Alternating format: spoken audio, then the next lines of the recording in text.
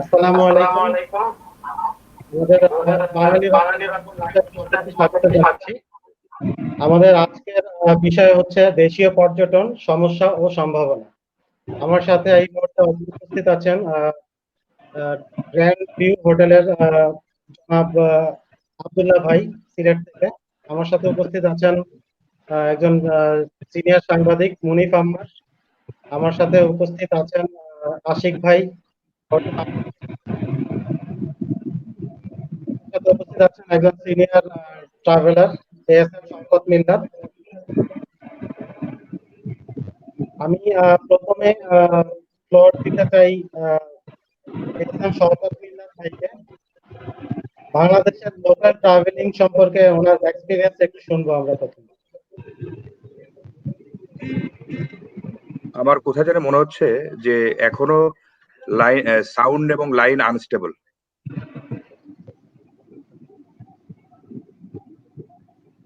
আমার কথা কি শোনা যাচ্ছে? হ্যাঁ, আপনার কথা রিপিট হচ্ছে। আচ্ছা, ঠিক আছে। আসসালামু আলাইকুম সবাইকে। সবার আগে প্রথমে আমি ধন্যবাদ জানাচ্ছি স্কুলকে এই ধরনের একটা প্ল্যাটফর্ম ক্রিয়েট করার জন্য। পাশাপাশি যারা এখানে আছেন তাদেরকে তারা কোনো না কোনো ভাবে ট্রাভেল বিজনেসের সাথে জড়িত, ইনডাইরেক্টলি অর ডিরেক্টলি। তারাও আশা করি অনেক বড় ভূমিকা রাখবেন এখানে। ধন্যবাদ, অগ্রিম ধন্যবাদ আগে।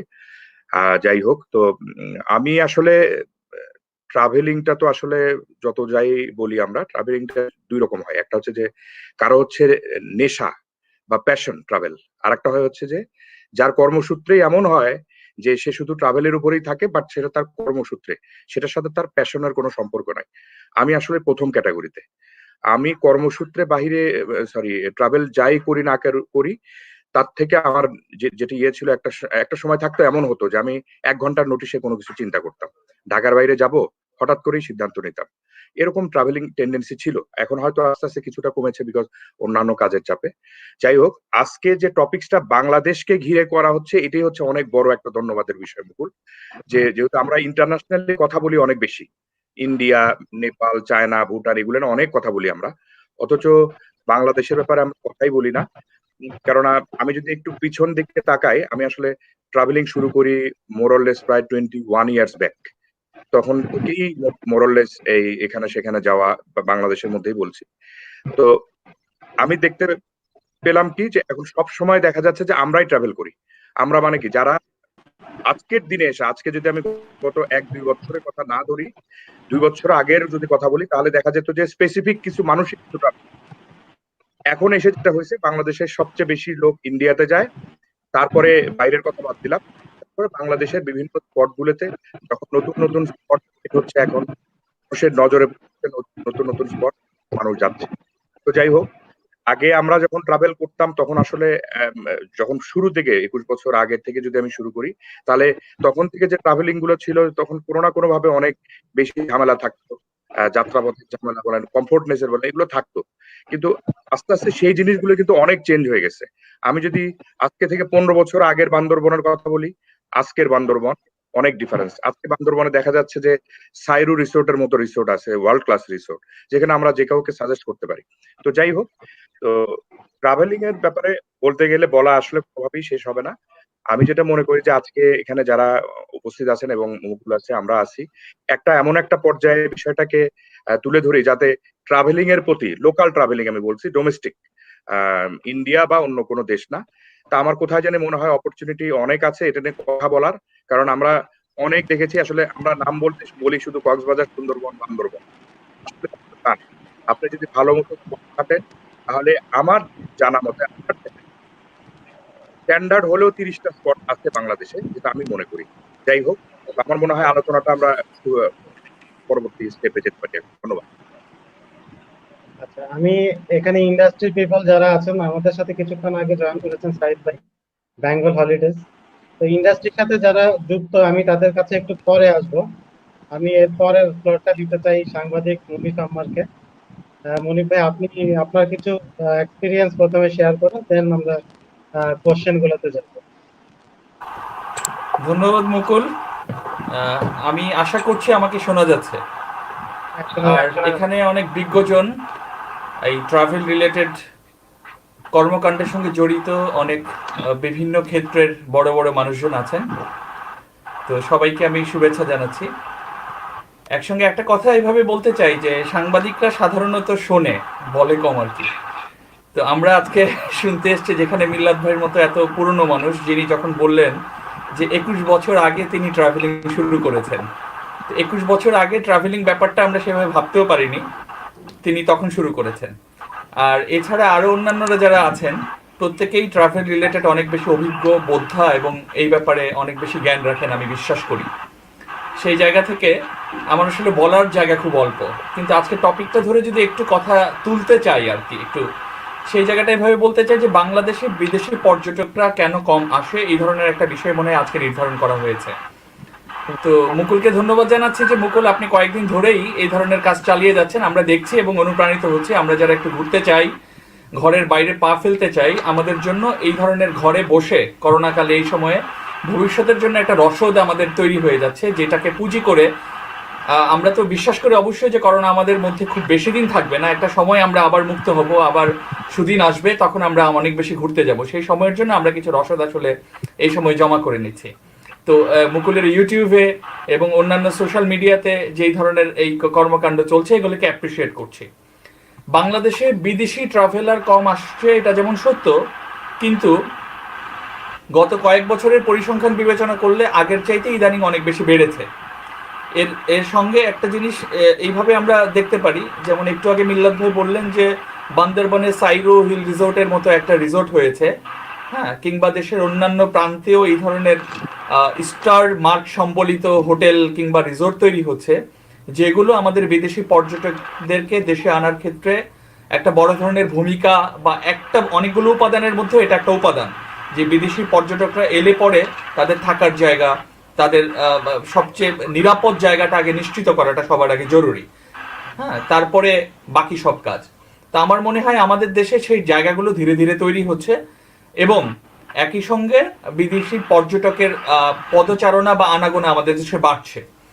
তবে একই সঙ্গে দুঃখজনক ব্যাপার এটা, ঠিক এই করোনা সময় না, ঠিক আগের সময় যখন বাংলাদেশে অনেক গ্রুপে বিভক্ত হয়ে অনেকগুলো মানুষ এদেশের ইয়াং জেনারেশন বিশেষ করে প্রচুর ঘুরতে শুরু করেছে, ঠিক তখন সেই অনুপাতে আমাদের কলকাতাতেও বাইরের লোকজন যেমন ঘুরতে আসে, কিংবা নেপালে, ভুটানে অথবা আমাদের শ্রীলঙ্কাতে যে বিশ্বের বিভিন্ন দেশ থেকে যেই পরিমাণ মানুষ ঘুরতে আসে, সেই অনুযায়ী বাংলাদেশ আসলে খুবই অপ্রতুল বিদেশি পর্যটক আসে। এই ব্যাপারগুলো আমাদের আসলে খুঁজে বের করতে হবে, কেন কম আসছে, কেন আসছে না, বাধাটা কোথায়, আর আসার ক্ষেত্রে কোন কোন ক্ষেত্রে আমরা সম্ভাবনা তৈরি করতে পারি, কোন কোন অবস্ট্রাগলগুলো আমরা আজকে কেটে ফেললে, দূর করে ফেললে যে এই পাহাড়টা ডিঙানো বিদেশিদের পক্ষে সহজ হবে, বাংলাদেশের মতো এত সুন্দর বিউটিফুল একটা জায়গা সবাই খুব চমৎকার ভাবে দেখতে পারবে। সেই ব্যাপারগুলো নিয়ে নিশ্চয়ই আলোচনা হবে। আলোচনার ফাঁকে ফাঁকে কিছু বলতে চাই আর কি, বা আমি আসলে আমার জায়গা থেকে কিছু জানতেও চাইবো। ধন্যবাদ। আমি একটা ছোট একটা প্রশ্ন, এখানে একজন দর্শকের প্রশ্ন আছে। উনি সম্ভবত কলকাতা থেকে লিখেছেন। উনি লিখেছেন যে went to Bangladesh last year from Kolkata, it was amazing, but what I feel is Bangladesh government is not investing resources into tourism and tourist spots are not tourist friendly. আমি সাংবাদিক মুনিফ আহমদের কাছে জিজ্ঞেস করতে চাই প্রথম কথা হচ্ছে যে আমি গভর্নমেন্টের লোক না, মানে এই ব্যাপারে উত্তর দেওয়ার জন্য পর্যটন কর্পোরেশন কিংবা ট্যুরিজম রিলেটেড যারা তারা উত্তর দিবেন, কিন্তু তারপরে আমার দৃষ্টিভঙ্গি থেকে যে ব্যাপারটা আসে, বাংলাদেশে পর্যটন বর্ষ কিন্তু ঘোষণা করা হয়েছিল, 200 কোটি টাকার উপরে এখানে বরাদ্দ দেওয়া হয়েছিল, কিন্তু আমরা আসলে খুব বেশি হতাশ একই সঙ্গে যে পর্যটন বর্ষ অন্যান্য আরো অনেকগুলো বর্ষের মতো নামকা অবস্থায় একটা বর্ষ আমার মনে হয় যেটা করা হয়েছে, যেখানে পর্যটন বান্ধব পর্যটকদেরকে আকৃষ্ট করার মতো খুব বড় বেশি উদ্যোগ র্যালি আর কয়েকটা সেমিনার ছাড়া খুব বেশি করা হয়েছে বলে আমার মনে হয় না। ফলে বাংলাদেশে এত রিসোর্স থাকা সত্ত্বেও বাংলাদেশে শুধুমাত্র কক্সবাজার, বান্দরবন বা পার্বত্য এরিয়া, সিলেট, এই 2-4টা জায়গার বাইরে নিঝুম দ্বীপের মতো, মনপুরার মতো কিংবা আরো অন্যান্য এমন অসংখ্য জায়গা থাকা সত্ত্বেও আমরা সেগুলোকে ব্র্যান্ডিং করতে পারছি না। কিছুদিন আগে আমি একটা ভিডিও দেখেছিলাম, কিছুদিন না বেশ কিছুদিন আগে, আসামের ট্রাভেল, ওখানকার ট্যুরিজম কর্পোরেশন প্রিয়াঙ্কা চোপড়াকে নিয়ে আসামের ট্রাভেলকে ব্র্যান্ডিং করার জন্য একটা ভিডিও তৈরি করেছিল। এক কথায় অ্যামেজিং একটা ভিডিও, যে ভিডিওটা দেখলে আসাম কোনো অংশেই বাংলাদেশের চাইতে বেশি সুন্দর না আমি বলবো, এবং আমি এটা মানে দায়িত্ব নিয়েই বলছি, বাংলাদেশি বলে না। বাংলাদেশের সৌন্দর্য আসামের চাইতে অনেক বেশি, কিন্তু তারপরেও আসামের ট্যুরিজম কর্পোরেশনের বা সেখানকার এই রিলেটেড অধিদপ্তরের যে পরিমাণ ভূমিকা তারা এটাকে ব্র্যান্ডিং করার জন্য রেখেছে, সেখানে তো আসলে বাংলাদেশ, আমরা সেই কবে মান্ধাতা আমলে একটা বিউটিফুল বাংলাদেশ বানিয়েছিলাম, তারপরে আমাদের কিছু হয়নি। আর একই সঙ্গে আরেকটা জিনিস বলতে চাই যে আমরা তাইলে দুবাইয়ের সঙ্গে তো কোনো কল্পনাই করতে পারি না, যেখানে শাহরুখ খানকে তারা গেস্ট করে নিয়ে বি মাই গেস্ট নামে শো করে। হ্যাঁ, তো এটা হচ্ছে ট্যুরিজমকে ব্র্যান্ডিং করার একটা ক্ষেত্র মাত্র, আরো অনেকগুলো এমন ক্ষেত্র আছে। তো এই ধরনের ব্যাপারগুলো আমাদের রয়ে গেছে নিশ্চয়ই। শুধু ওই যে কিছু কাগজে কলমে ট্যুরিজম ইয়ার কিংবা এই টাইপের কিছু করে, কিছু সেমিনার সিম্পোজিয়াম করে আমরা মনে হয় না বিদেশি পর্যটক কিংবা দেশি পর্যটককে আমরা সেইভাবে ইনফ্লুয়েন্স করতে পারবো কিংবা মানে আকৃষ্ট করতে পারবো। ধন্যবাদ। আমি হোটেল অথরিটির কাছে যেতে চাই। আমি প্রথমে একটা আশিক ভাইয়ের কাছে যেতে চাই যে এজ এ মানে হোটেলের পার্সন হিসাবে না, হোটেলিয়ার হিসাবে না, আপনি এজ এ মানে টুরিস্ট হিসাবে আপনার এক্সপিরিয়েন্স একটু প্রথমে শেয়ার করেন, ট্যুরিজমের ব্যাপারে আপনার কিছু কনসেপ্ট শেয়ার করেন। মুকুল ভাই, আসলে মানে টু বি ভেরি অনেস্ট, আমি পুরাটাই একেবারে ট্যুরিজম বেস একটা মানুষ। আমার পড়াশোনা, আমার কাজ, আমার এক্সপিরিয়েন্স সবই এই রিলেটেড। হয়তো হোটেল ইন্ডাস্ট্রিতে আছি, বাট টোটালটাই আমার এটা। তা আমি যখন আসলে জানলাম যে আপনি এরকম একটা কিছু করছেন যে ট্যুরিজম নিয়ে, আমি বেশ কিছুদিন ধরেই ফেসবুকে দেখতেছিলাম আপনার অ্যাক্টিভিটি, বাট এতটা এটা আমি আসলে বুঝি নাই। মানে ধন্যবাদ আপনাকে যে অ্যাটলিস্ট আমরা আমাদের মধ্যে অ্যাওয়ারনেসটা বাড়তেছে। একটা সময় ছিল, আমি একটু আমার পার্সোনাল শেয়ার করি, আমি যখন হোটেল ম্যানেজমেন্ট পড়বো আমার বাবা আসলে শুনে এটাকে এক প্রকার নাক সিটকানোর মতো অবস্থা ছিল, to be very honest. But আজকে যখন দেখে যে না, মানে আলহামদুলিল্লাহ ভালো করতেছি, ভালো আছি, সেও হ্যাপি। তো ইয়েস, আর এতগুলা ট্যুরিজম রিলেটেড মানুষ, ইভেন মনিব ভাই, যদিও তিনি সাংবাদিক, বাট তারপরেও তিনি, আমি যতটুকু বুঝলাম, তিনি আমাদের সাথে রিলেটেড। তো তাকে আমি প্রথমেই একটা জিনিস বলতে চাই, মনিব ভাই, মানে আপনি একটু আগে বললেন যে সাংবাদিকরা শোনে, অবশ্যই, বাট আসলে আজকাল কিন্তু আর সাংবাদিকরা শুধু শোনার মধ্যেই সীমাবদ্ধ না, তারা যত বলবে আমাদের জন্য বা একটা দেশের জন্য ততটাই ভালো। আপনি যে কোনো সেক্টর, সেটা ক্রীড়া জগৎ হোক, ট্যুরিজম হোক, টেরোরিজম হোক, যে কোনো কিছুই সাংবাদিকরা যত বলবে বা বলতেছে তত আমাদের জন্য ভালো হচ্ছে, যেটা একটা সময় আমরা জানতাম না, আপনাদের মাধ্যমে বিভিন্ন নিউজ চ্যানেল, নিউজ পেপার আমরা জানতেছি। তো ধন্যবাদ আপনাকে। আর মিলাদ ভাইকেও আমি একটু বলে নিতে চাই আগে, যে মিলাদ ভাইয়ের সাথে কথা একটা তাল মিলিয়ে, যে মিলাদ ভাই বলতেছিল যে বান্দরবন, কক্সবাজার, সুন্দরবন শুধু না, 30টা স্পট। আমি ভাইয়ের সাথে একটু অ্যাড করব, বেসিক্যালি 30টা স্পট না, আপনি যদি বাংলাদেশের 64টা জেলায় যান, আপনি 64 রকমের ফ্লেভার পাবেন, এবং তার মধ্যে আপনি টুরিস্ট অ্যাট্রাক্টই করতে পারবেন 30টারও বেশি, যেখানে কিনা আপনার ফরেনার। আর আরেকটা জিনিস আমি বলে নিতে চাই, আমরা এই মুহূর্তে আমাদের বাংলাদেশের, আমাদের যারা ইয়াং জেনারেশন বা একটু ওল্ড, আমাদের মধ্যে কিন্তু কালচারটা চেঞ্জ হয়েছে। এখন কিন্তু মানুষ প্রচুর পরিমাণে ঘুরতে যায়। একটা সময় হয়তো মানুষ এতটা ভাবতো না, এখন আমরা ইয়ারলি যদি আপনি অবজার্ভ করেন যে বাংলাদেশ থেকে দেশের বাইরেই যাইতেছে প্রচুর, ইন্ডিয়া, থাইল্যান্ড, সিঙ্গাপুর, আর সেখানে তো ডোমেস্টিক তো কথাই নাই। কিন্তু কিন্তু দেখেন, আমাদের কিন্তু বিদেশিদের কাছেও পরে গেলেও চলে, যদি আমরা আমাদের প্রপার ডোমেস্টিক আমরা যারা আছি, বিভিন্ন জেলা থেকে জেলায় যারা ট্রাভেল করতেছে, তাদেরকে যদি আমরা অ্যাট্রাক্ট, মোটিভেশন, অনেকে আছে কমিউনিকেশনের কারণে যাইতে চায় না, অনেকে আসে হ্যাসেলের কারণে যাইতে চাচ্ছে না, যে ওইখানে যাব আমি তো চিনি না বা কি হবে। তো বা এই ধরনের কিছু নিউজ আমরা পাই যেটাতে কিনা দেখা যায় যে অনেকে হেনস্থার শিকার হচ্ছে। তো যেমন সুন্দরবনের দিকে অনেকে কিন্তু আছে যে সুন্দরবন যাইতে চায় কিন্তু ভয়ের কারণে যাইতে পারে না। আমার বাড়ি খুলনা, আমার দেশের বাড়ি Khulna, even to be very honest আমি একবার গেছি সুন্দরবন। হ্যাঁ, তো এই থাকে না যে আরেকটা বড় ইয়া হচ্ছে কমিউনিকেশন।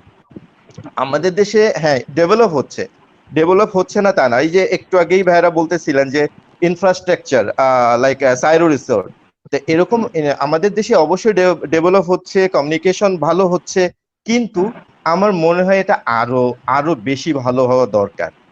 কারণ মানুষ, যেমন আমি আমার পার্সোনাল এক্সপিরিয়েন্সই যদি বলি, আমি লাস্ট 3-4 বছর আগে আমি বান্দরবন গেলাম, একই সাথে কক্সবাজার গেলাম, তার কিছুদিন পরে আবার সিলেট গেলাম। তো এক্সপিরিয়েন্স গুলো এমন ছিল যে আমি কিন্তু ট্যুরিজম বেজ একটা মানুষ, আমার পড়াশোনা, তারপরেও আমি আমার ন্যাচারাল বিউটি দেখে আমি আই ওয়াজ স্যাটিসফাইড। বাট আমি যখন হোটেল গুলাতে যাইতেছিলাম, আমি যখন খাওয়ার জন্য রেস্টুরেন্ট গুলাতে যাইতেছিলাম, আমি কেন যেন নিজেকে আমি বুঝ দিতে পারতেছিলাম না যে আমি এটা কি হচ্ছে। তো যখন একটা মানুষ এই সম্পর্কে জানেই না, একেবারে নতুন, সে একটু ট্রাভেল করতে চায়, তো সে কিন্তু যে তখন চিন্তা করবে যে এই দেশে আমি আর ট্রাভেল করব না। হ্যাঁ, যখন একটা হোটেলে খাওয়ার জন্য বিল সে দেখে যে অনেক বেশি, একটা ওয়েটারের কাছে সে যেটা এক্সপেক্ট করে সেটা পায় না, অথবা অথবা একটা একটা টুরিস্ট স্পটে যাইতে গেলে তার যে কমিউনিকেশন ইয়াগুলা, অর্থাৎ ইকুইপমেন্ট গুলা, অর্থাৎ কমিউনিকেশন যে সব আমাদের জিনিসপত্র আছে, সেগুলো যদি সে সঠিকভাবে না পায়, তাহলে কিন্তু সে হ্যাপি থাকবে না।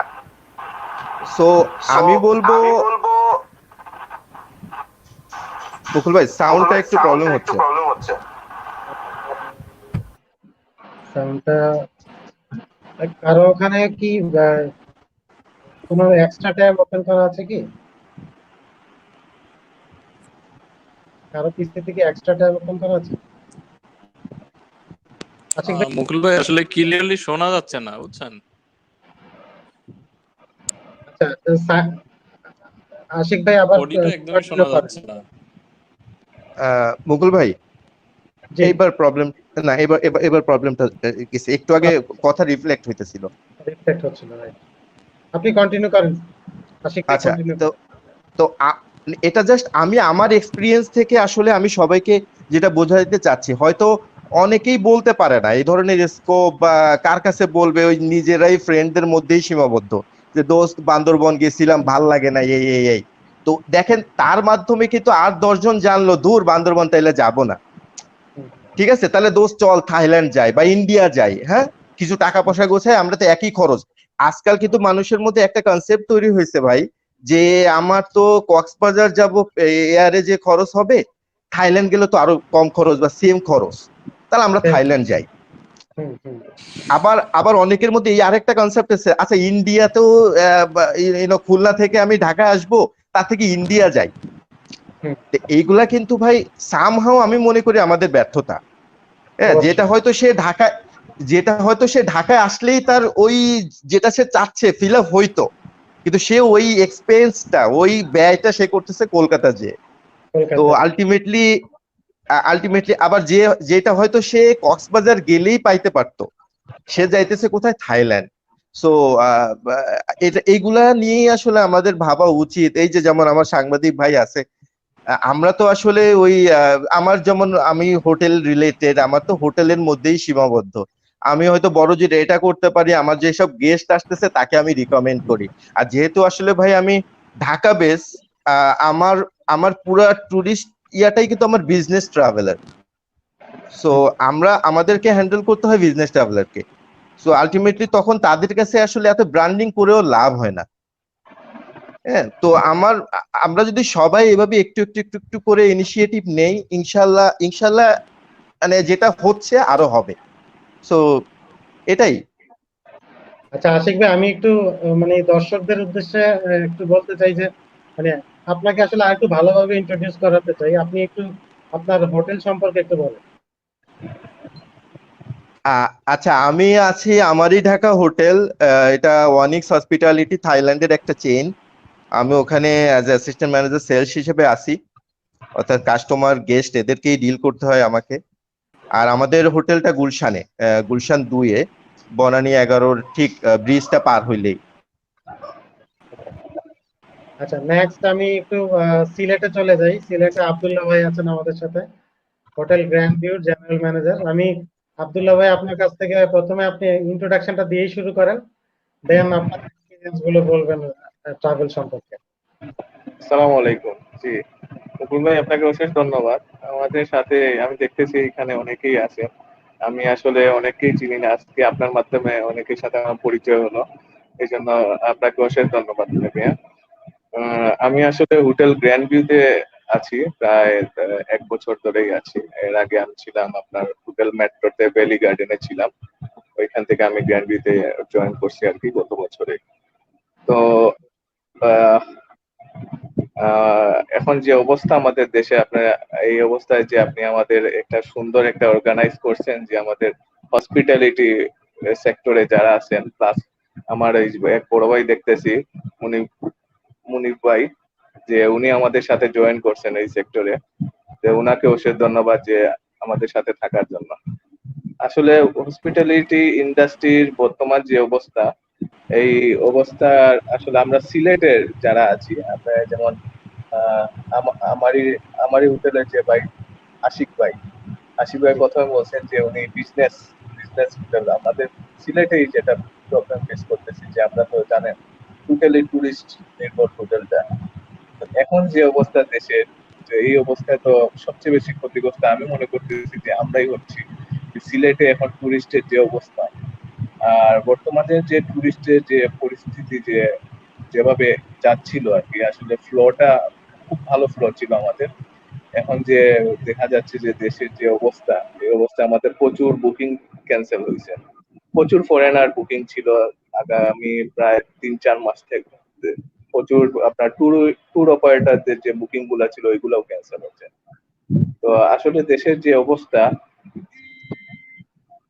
সরি জি, আমরা শুনতে পাচ্ছি, আপনি কন্টিনিউ করেন। জি সরি একটা কল আসছিল সরি জি।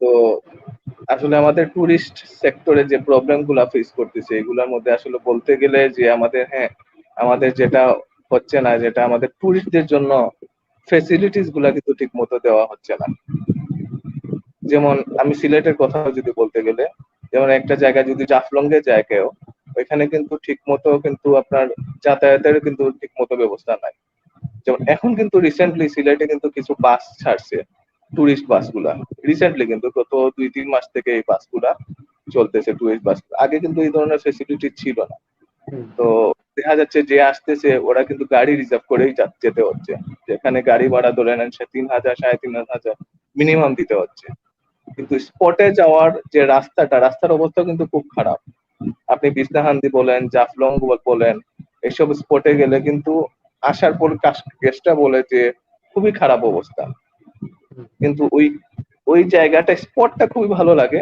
কিন্তু যে জায়গার যে রাস্তাঘাট তারপর আপনার ওইখানে কোনো ধরনের আপনার ওইখানে ধরেন কোনো বাথরুমের কোনো সুব্যবস্থা নাই কোনো ভালো রেস্টুরেন্ট নাই এগুলা কিন্তু ফেস করতেছে আমাদের টুরিস্টরা তো এইগুলো আসলে আমার মনে হয় যে আমাদের গভর্নমেন্ট একটু ভালোভাবে এগুলা নজর দেওয়া উচিত কারণ যদি আমাদের উন্নতি না হয় কিংবা আমাদের দেশকে যদি মানে টুরিস্ট ডেভেলপ করতে হয় এগুলো কিন্তু খেয়াল রাখতে হবে এগুলো আমরা অনেকটা পিছিয়ে আছি আপনি আমাদের পাশে আমাদের সিলেটের পাশে শিলংয়ে যান শিলংয়ের যে অবস্থা শিলংয়ে টুরিস্টদের জন্য আলাদা একটা ফেসিলিটি টুরিস্ট স্পটই বলা হয় এখানে টুরিস্টদের জন্য আপনি যাওয়ার পরে মানে সবকিছু আপনার হাতেই দিবে আপনি বাস পাবেন গাড়ি পাবেন সবকিছু কিন্তু একটা নির্দিষ্ট অ্যামাউন্টের ভিতরেই থাকবে যেটা আমাদের বাংলাদেশে কিন্তু এগুলা একটা বিরাট একটা প্রবলেম এগুলো আমরা যত তাড়াতাড়ি পারি আমাদের সরকার এগুলা উন্নতি করা দরকার আমি মনে করি আচ্ছা, আমি একটু সাইদ ভাইয়ের কাছে যেতে চাই। সাইদ ভাই, আপনি কি কথা শুনতে পাচ্ছেন? আপনার একটু মাইকটা আনমিউট করে নিন। আচ্ছা, আমি দেখি। সাইদ ভাই, আপনি একটু মাইকটা আনমিউট করে কথা বলেন।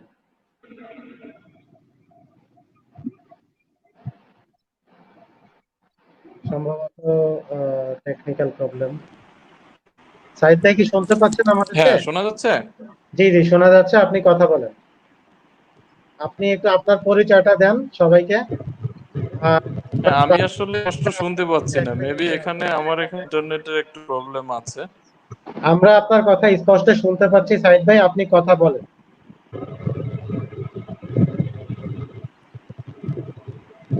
আমাকে কি কোশ্চেনগুলা করে দেওয়া যায়, লিখে দেওয়া যায় চ্যাট বক্সে? আমি দেখে করতেছি, কথা বলতেছি ওই বিষয়টা নিয়ে। হ্যাঁ, আপনি প্রথমে আপনার পরিচয়টা একটু দেন সবাইকে, আর ট্রাভেলিং এর বিষয়ে আপনার কিছু এক্সপিরিয়েন্স শেয়ার করেন আমাদের সাথে।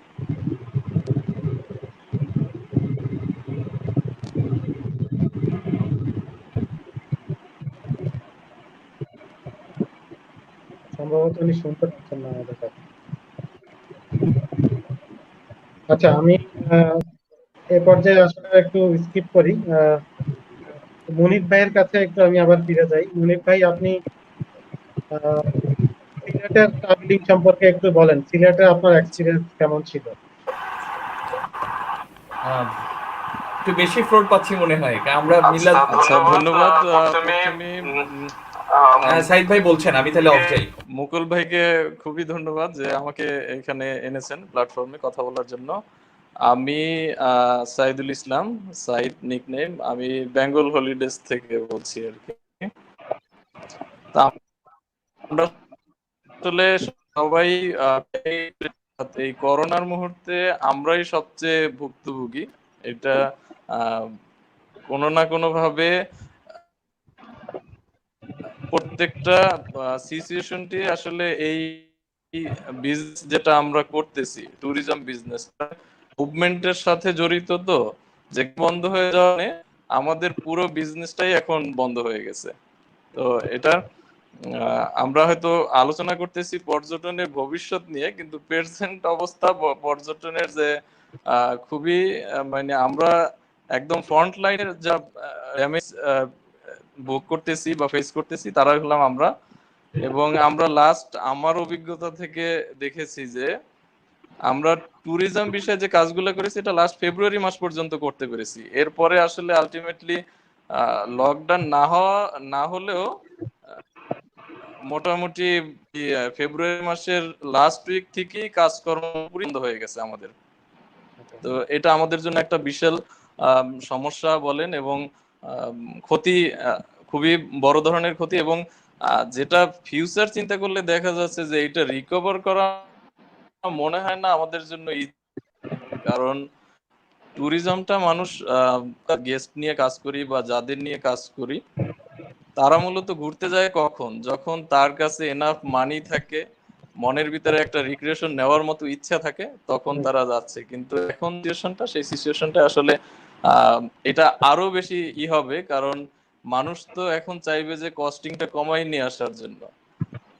যার কারণে আমাদের মেইন যেটা থাকে, আমরা যদি এখন হেল্প, অর্থাৎ অথরিটি থেকে আমরা যদি কোনো হেল্প না পাই, তাহলে আমাদের জন্য টিকে থাকাটাই খুব মুশকিলের ব্যাপার হয়ে যাবে। এই আর যদি আমি এই সমস্যার এক্সপিরিয়েন্স শেয়ার করি, সেক্ষেত্রে বলবো যে শুরুতেই একজনে একটা কমেন্ট করেছিল যে ইন্টারন্যাশনাল ট্যুরিজম নিয়ে মেবি বলতেছিল যে বাংলাদেশ গভর্নমেন্ট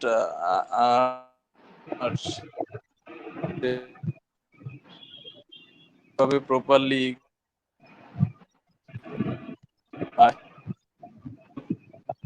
করতেছেন বা প্রমোট করতেছে না। এটা কিছুটা মানে রিয়ালিটিতে হয়তো সঠিক, কিন্তু মাত্রের যে বাংলাদেশ খুব অ্যাক্টিভ ছিল, এবং তারা বিশেষ করে পুলিশ দেখা যেত। আমরা ফরেন ট্যুরিস্ট নিয়ে যখন কাজ করতাম তখন এই সিকিউরিটি বলেন, প্রোটোকল বলেন, এই আনসার ভাইদেরকে জোগাড় করতেই আমাদের নাভিশ্বাস উঠে যেত। কিন্তু এখন কিন্তু সেই পরিবর্তনটা আসছে। এখন ট্যুরিস্ট পুলিশ তারাই আমাদেরকে যদি কোনোভাবে আমরা ইনফর্ম করার পরেই মোটামুটি তারা চায় যে না, এই কোম্পানিটাকে বা ওনাদের সার্ভিসটাকে আমরা যতটুকু সিকিউরিটি দেওয়া দরকার ততটুকু দেই। তো সেক্ষেত্রে আমি বলবো যে আমরা ডে বাই ডে ইমপ্রুভ করতেছি এবং করতেছিলাম। তো সরকারের সদিচ্ছা আছে, বা আমরাও আমাদের এন্ড থেকে সেভাবে মানে চেষ্টা যদি করি, বা আমাদের যদি আগ্রহ থাকে এবং আমরা যদি এটাকে রেজ করতে পারি প্রপার ওয়েতে, তাহলে মনে হয় যে ট্যুরিজমের যে বিকাশ, সেই বিকাশটা হয়তো আলটিমেটলি হবে। ইনশাল্লাহ এটা হবে, কিন্তু এখন যে প্রেজেন্ট সিচুয়েশন, এই সিচুয়েশনটা নিয়ে আমরা খুবই মানে শঙ্কিত, এটার আসলে ইফেক্টটা কত দূর পর্যন্ত। কারণ আমরা তো আসলে একদম বলতে গেলে বসেই গেলাম, এই ট্যুরিজম সেক্টরটা একদমই এখন এই, এটা বলার কিছু নাই, সবাই বুঝতে পারতেছি সিচুয়েশনটা। তবে মুকুল ভাইয়ের যে ইনিশিয়েটিভটা খুবই ভালো, কারণ আমার মনে হচ্ছে যে এরকমের ইনিশিয়েটিভ নিলে আসলে আমরা আমাদের যে কমিউনিটির ভিতরে যে সক্ষমতা বলেন বা এটার রেগুলারিটি এটা থাকতেছে, এবং আমরা এই লকডাউনটা উঠে গেলে অর্থাৎ স্বাভাবিক প্রক্রিয়া শুরু হয়ে গেলে সেক্ষেত্রে আমরা কিভাবে আমাদের এই সেক্টরটাকে আরো আগায় নিতে পারি এবং কি কি সমস্যা আমাদের সম্মুখীন হতে হবে এটার, এবং আশু সমাধান কি হবে এখন একটু আলোচনা করি বা আগে থেকে প্রিপ থাকি, তাহলে আমরা মনে হয় যে লকডাউনের পরবর্তী সময়টায় যে আফটার ইফেক্ট আসবে সেটা হয়তো ইনশাল্লাহ আমরা ওভারকাম করতে পারবো। সাহিদ ভাই, আমি এই পর্যায়ে একটু মুনিফ ভাইয়ের কাছে যেতে চাচ্ছি। মুনিফ ভাই, আমাদের এখানে একটা কমেন্ট আসছে, আমি একটু কমেন্ট একটু পড়ি আগে। হ্যাঁ, where is the best tour place in Bangladesh? উনি নিউ ইয়র্ক থেকে লিখেছেন। আমার মনে হয় বাংলাদেশে অনেকগুলোই বেস্ট টুরিস্ট প্লেস আছে। এখন আপনি কি পছন্দ করেন সেটার উপর ডিপেন্ড করছে আসলে কোনটা বেস্ট প্লেস। আপনি যদি সমুদ্র পছন্দ করেন তাহলে আমি পার্সোনাল অপিনিয়ন যদি দেই সেক্ষেত্রে আপনি সেন্ট মার্টিন যাবেন। আপনি যদি পাহাড় পছন্দ করেন সেক্ষেত্রে আপনি অবশ্যই যাবেন বান্দরবান কিংবা সাজেক। আপনি যদি ঝর্ণা পছন্দ করেন সেক্ষেত্রে আপনি সিলেটে যেতে পারেন কিংবা বান্দরবানের গহীনে যেতে পারেন। সিলেটের কিছু ঝর্ণা আছে, বান্দরবানের কিছু ঝর্ণা আছে। এটা আসলে ডিপেন্ড করে আপনি কি পছন্দ করেন সেটার উপরে। But we have lot of things. আচ্ছা, আমরা একটু মুনিফ ভাইয়ের কাছে চলে যাচ্ছি। মুনিফ ভাই, আপনি একটু কোনো প্রশ্ন যদি কাউকে করার থাকে। আমার প্রশ্ন তো অনেক জমে, এর মধ্যে যেহেতু একটু আগে যিনি ছিলেন আছেন আবার এসছেন সিলেট থেকে, যে ভাই আছেন, সিলেটের অভিজ্ঞতা তো অনেক রকমই আছে। আমার একটা ছোট্ট কথা, যে জাফলং তো আমরা সেই ছোটবেলা থেকে শুনে শুনে বড় হয়েছি, যে আমরা যখন খুব ছোট তখনও সবাই শুনতাম যে জাফলং ঘুরতে যেত। তখন আসলে কক্সবাজারের জাফলং ছাড়া বাংলাদেশে অন্য খুব একটা ঘোরার জায়গা ছিল বলে জানতামও না। তো সেই জাফলং এ এখন পর্যন্ত, যে এই 30-35 বছর পর পর্যন্ত কেন জাফলং এ এখনো যাতায়াত ব্যবস্থা আগের মতোই আছে? স্টেক হোল্ডাররা কারা? যে পর্যটকরা এবং যারা এই ট্যুরিজম অপারেটর যারা। তো এদের সঙ্গে গভর্নমেন্টের সমস্যাটা কোথায় তৈরি হচ্ছে? কিংবা আমরা যদি বলি গভর্নমেন্ট আন্তরিক, তাহলে আমরা আমাদের আন্তরিকতার অভাব কোথায় আছে? আপনাদের আন্তরিকতার অভাব কোথায় আছে? কেন একটা রাস্তা এতদিন পর্যন্ত ঠিক হচ্ছে না? তা আমরা কি শুধুমাত্র কক্সবাজারকেই বাংলাদেশের ট্যুরিস্ট প্লেস হিসেবে ব্র্যান্ডিং করে দিয়ে আর কোনো জায়গাকে আমরা ঠিক সেইভাবে নজর দিব না? তো এই ব্যাপারটা কি মনে করেন, কেন হচ্ছে না আসলে এই রাস্তাটা এখন পর্যন্ত ঠিকঠাক? কেন ওখানে এখন পর্যন্ত গাড়ি ঘোড়া ঠিক মতো পাওয়া যাচ্ছে না? প্রাইভেট কার নিয়ে কেন ওখানে ভাড়া করে কেন যেতে হচ্ছে? আমি আশিক ভাই আর ফয়সাল ভাই দুইজনের কাছেই জানতে চাই।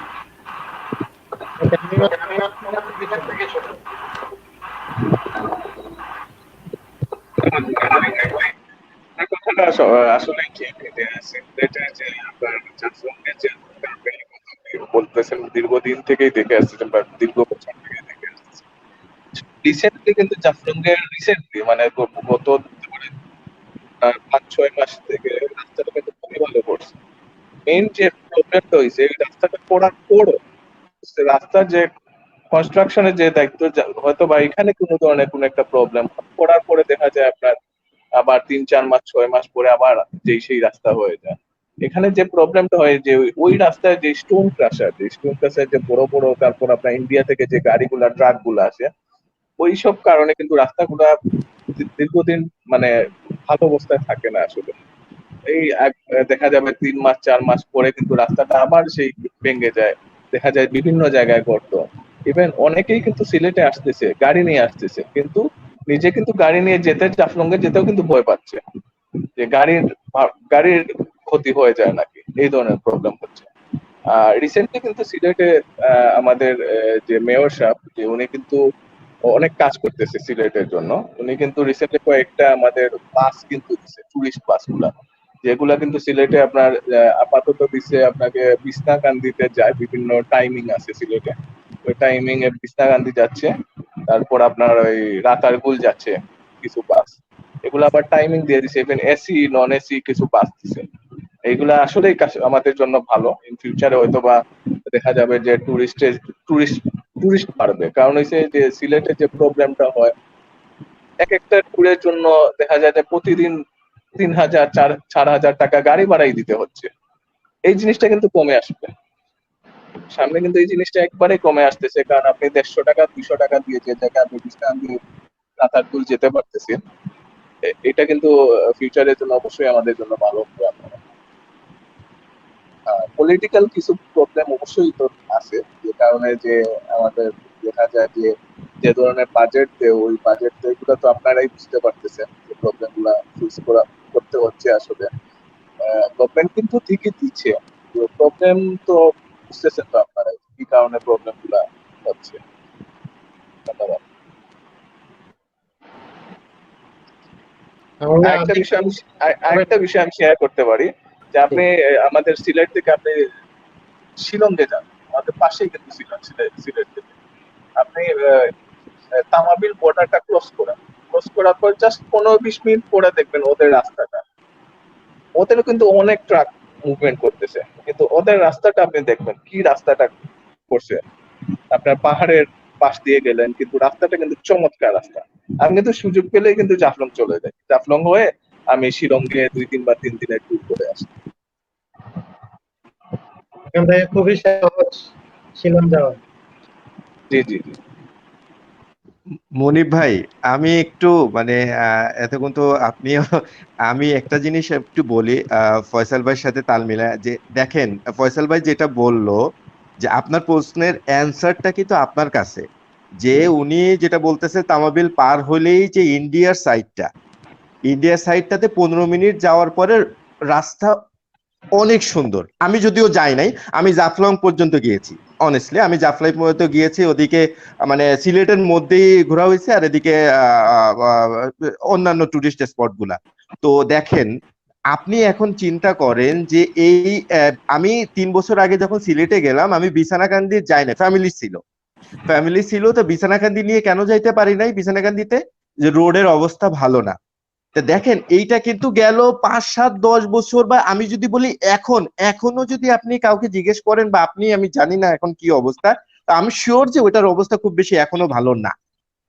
তো দেখেন একটা জিনিস, যে ওই জায়গাটা সম্পর্কে শুধু কিন্তু আপনি, আমি বা মুকুল ভাই আমরা অ্যাওয়ার না, এই জায়গাটা সম্পর্কে কিন্তু একটা সিলেটের যারা একেবারে মাথা আছে, সেইটা থেকে শুরু করে সিলেটের যারা বিজনেসম্যান আছে টুরিস্ট রিলেটেডই, তারা কিন্তু সবাই জানে।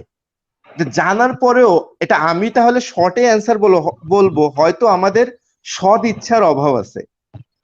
আমরা আসলে মুখে বলতেছি যে হ্যাঁ আমাদের এই ডেভেলপমেন্ট দরকার বা আমরা করছি, বাট আমরা আসলে ইনিশিয়েটিভটা নিচ্ছি না, অথবা সুযোগ পাওয়ার পরেও আমরা সেটাকে সঠিকভাবে ইউটিলাইজ করতেছি না, তাই না? আমি আমি দেখেন আরেকটা জিনিস বলি আমি ভাই, যে আমরা সাধারণ মানুষ যারা, বা আমরা যারা বিজনেসম্যান, আমি গভর্নমেন্ট পর্যন্ত যাব না, আমাদের মধ্যেও না ভাই অনেক অনেক ল্যাকিংস আছে। যদি আমি বলি বিজনেসম্যান বলতে এই রিলেটেডে কারা, হোটেল রেস্টুরেন্ট এই যারা ওনার, হ্যাঁ, তো আপনি সিম্পল, যে আমি কিছুদিন আগে সিলেটে আর একটা স্পটে গেলাম, আমি নাম বলবো না, আমি একটা হোটেলেও উঠলাম, চা বাগান থাকলাম, আমার কাছে খুবই ভালো লাগলো। কিন্তু কিন্তু ভাই আমি হোটেলের ওনার হতে শুরু করে হোটেলের স্টাফ, কারো বিহেভিয়ার তো দূরের কথা, মানে কোনো কিছুই আমার ভালো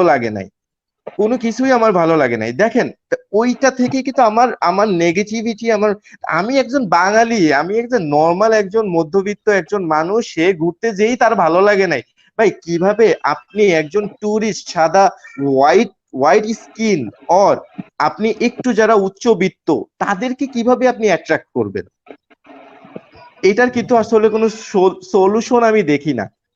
হ্যাঁ, তো দেখেন আমরা যদি ভালো না হই, বা আমরা যদি আমাদের ইচ্ছাগুলাকে স্ট্রং না করি, যে হ্যাঁ আমি কিন্তু ভাই কয়েকটা দেশ জানি, আপনারাও জানেন, আমি জানি যে যারা শুধু ট্যুরিজমের উপরে ডিপেন্ড করে বেঁচে আছে, যারা এই বিজনেসটা দিয়েই, যাদের কোনো ম্যানুফ্যাকচারিং কিছু নাই, যাদের আমাদের মতো এরকম ধান গম এগুলা কিছু হয় না, শুধু ট্যুরিজম দিয়ে তারা ভাই আজকে স্বয়ং সম্পূর্ণ। ইউরোপেরই কয়েকটা দেশ আছে, ছোট ছোট ইউরোপের কিছু দেশ আছে যারা এই বিজনেসটা করে যারা বেঁচে আছে, তো মানে নর্মাল কথা, তারা ভালোভাবে লাইফ লিড করতেছে। তা দেখেন, আপনি একটা সিম্পল জিনিস ভাবেন, আজকে যদি বান্দরবন, সিলেট বা কক্সবাজার এই জায়গাগুলার লোকাল পিপল যারা, ওরাও যদি স্ট্রং হইতো, ওরাও যদি ওদের মনটাকে সেট করতো যে এটাই আমার রুজি রুটি, আমি এইখান থেকেই কোটি কোটি টাকা, হাজার হাজার কোটি টাকা ইনকাম করতে পারি, প্লাস যারা আমার এই অঞ্চলে বেকার আছে তাদেরকে আমরা তাদের বেকারত্ব দূর করতে পারি ভাই, তাহলেই কিন্তু হয়। গভর্নমেন্ট তো অনেক পরের ইস্যু। আগে ভাই আমি যদি আমার ঘরটাকে ঠিক না করতে পারি, আমি কিভাবে আমি আমার এলাকার গলি ঠিক করব? সিম্পল। দেখেন, গভর্নমেন্ট যে বাজেট পাস করে না তা না, গভর্নমেন্টের যে কোনো কাজ হয় না তা কিন্তু না। হ্যাঁ, হয়তো এটা আরো হবে, হয়তো আমাদের যারা বড় স্যাররা আছেন তারা আরো এটাকে আরো বেশি বেশি করে, পর্যটন কর্পোরেশন আছে, তারা হয়তো আমাদের চেয়েও অনেক ভালো বোঝে। হ্যাঁ, কিন্তু আমি যতটুকু সিম্পল বুঝি যে আমার বোঝাটা আমি কতটুকু বুঝতেছি, আমি আমার জন্য কি করতেছি, তো ওই আমার উচিত, আমার মনে হয় ভাইয়া, যারা আমরা আসলে ট্যুরিজম নিয়ে, বেসিক্যালি আমরা তো হোটেল ব্যাকগ্রাউন্ড, আমি আছি, এই যে ভাই আছে যিনি সিলেটে আছেন, হ্যাঁ, বাট অন্যান্য যারা ট্যুরিজম রিলেটেড, এই ব্লগার, মুকুল ভাইয়ের মতো ব্লগার যারা আছেন, বা আপনাদের যারা লাইক ট্যুরিজম বিজনেস যারা করতেছেন, আমার আমার মনে হয় আপনাদের উচিত ওই সকল স্থানের মানুষগুলোকে আগে একটু অ্যাওয়ার করা, যে ভাইরে এইটা দিয়ে তোরা অনেক কিছু করতে পারবি, এইটা দিয়েই তোরা তোদের রুজি রুটি, তোরা তাদের 14 গোষ্ঠীকে খাওয়াইতে পারবি। সো তোদের গভর্নমেন্টের কাছেও যাওয়া লাগবে না, কিন্তু তোরা একটু ভালো হ। কিন্তু তারা তো হয় না, সমস্যা তো এই জায়গায়। ভাইয়া দেখেন আমি আপনি, আমি একটু ফ্লোর নিচ্ছি মুকুল। আমার মনে হয় এখানে মুকুলের অনেক বেশি দায়িত্ব বেড়ে গেছে, কারণ হচ্ছে মুকুলের মতো যারা এই ভ্লগিং করছে এবং বাংলাদেশের সহ বিশ্বের বিভিন্ন জায়গার টুরিস্ট স্পট গুলোকে তুলে ধরছে, মিল্লাত ভাইও করছেন। মিল্লাত ভাই এক অ্যাঙ্গেলে করছেন, রিসার্চ করছেন, উনি এটা নিয়ে বড় মাপে বড় আঙ্গিকে কথা বলছেন। মুকুলের প্ল্যাটফর্মে যেইভাবে আমি মুকুল থেকে অনেকগুলো স্পট সম্পর্কে জেনেছি, অনেকগুলো জায়গা সম্পর্কে জেনেছি, সেগুলো আবার নতুন করে জানানোর জন্য, যে এটা ভাই যেটা বললেন যে ওইসব স্পটের প্রবলেমগুলো কি, সমস্যাগুলো কি, সমাধানের উপায় কি, সম্ভাবনা কি, এগুলো মনে আমরা ভবিষ্যতে মুকুলের ইউটিউবে আজকের আলোচনার মতো করে ভবিষ্যতে আমরা দেখতে পারবো। আচ্ছা ভাইয়া দেখেন, আপনি সিলেটে আপনি জাফলং কিংবা বিছনাকান্দি গেলে কিন্তু নৌকা ভাড়া করতে হচ্ছে। এখানে কিন্তু প্রতিটা নৌকার মাঝিগুলা কিন্তু সিন্ডিকেট কাজ করতেছে, যে জায়গায় আপনার 500-600 টাকা নৌকা ভাড়া, এখানে কিন্তু 1200, 1500, 1800 পর্যন্ত নিচ্ছে। আপনার একটা নৌকা যদি আপনি মাঝিকের সাথে কথা বলেন, দেখবেন অন্য মাঝি যাচ্ছেন 1800 টাকার নিচে, 1500 টাকার নিচে। এটা কোনো তালিকা, মাঝে একবার তালিকা করা হয়েছিল, কিন্তু এখন কিন্তু আবার সেই অবস্থা। তো গভর্নমেন্ট কিন্তু ট্রাই করতেছে। আমি একটু বলি, আমি এই মাঝিদের নিয়ে একটা কথা বলি, মাঝিদের নিয়েই দেখেন, ওই মাঝিগুলার চিন্তা কি জানেন? ওই মাঝিগুলা চিন্তা করে এই বেটা আসছে আর জীবনেও আসবে না, ওরে গলা কাট। কিন্তু ওই মাঝিটা যদি চিন্তা করতো যে এই লোকটা তার গন্তব্যে ফিরে যাওয়ার পরে আরো 20 জনকে আমার কাছে পাঠাবে, বা আর এই বেটাই ভালো লাগার কারণে বারবার ফিরে আসবে। এবং দেখেন, আমরা কিন্তু আমাদের আশপাশে এমন অনেককেই চিনি যে কিনা থাইল্যান্ডের পাতায়াই গেছে 10 বার। একটা মানুষ যদি থাইল্যান্ডের পাতায়াতে 10 বার যাইতে পারে, তুই জাফলং 5 বার যাইতে পারবে না? সিম্পল ভাই। এই জন্যই বলতেছি, আগে রুট লেভেল থেকে আমাদেরকে এডুকেটেড করতে হবে। আমরা যদি এই রুট লেভেলটাকে আগে ঠিক করি, এরপরে স্তর বাই স্তর, কারণ আমি যেটা ভাই সত্যি কথা বলতে, যেহেতু গেল 7-8 বছর ধরে আমার পুরাটাই আমি হোটেল রিলেটেড, এই গেস্ট এই সব নিয়েই যেহেতু নাড়াচাড়া করি, আমি এতটুকু বুঝি ভাই, যে দেখেন, আমরা যদি আগে ঠিক না হই, গেস্ট বা আমরা আমাদেরকে মোটিভেট করতে পারবো না। সো আলটিমেটলি রুট লেভেল থেকেই শুরু করি, তারপরে যদি আস্তে আস্তে আস্তে আস্তে আস্তে উপরের লেভেলটা ঠিক হয়। ঠিক ঠিক করোনার মতো, যেহেতু বাংলাদেশে দেখেন এখন করোনার মেইন চিকিৎসা ভাই লকডাউন। হ্যাঁ, এটা কিন্তু একেবারে মেইন চিকিৎসা, শুধু বাংলাদেশ না, বিশ্বে। তো ট্যুরিজমেরই আমরা ধরে নেই যে এটাকে আসলে root level, lockdown root level, যে তুমি রুট লেভেলটাকে ঠিক করো।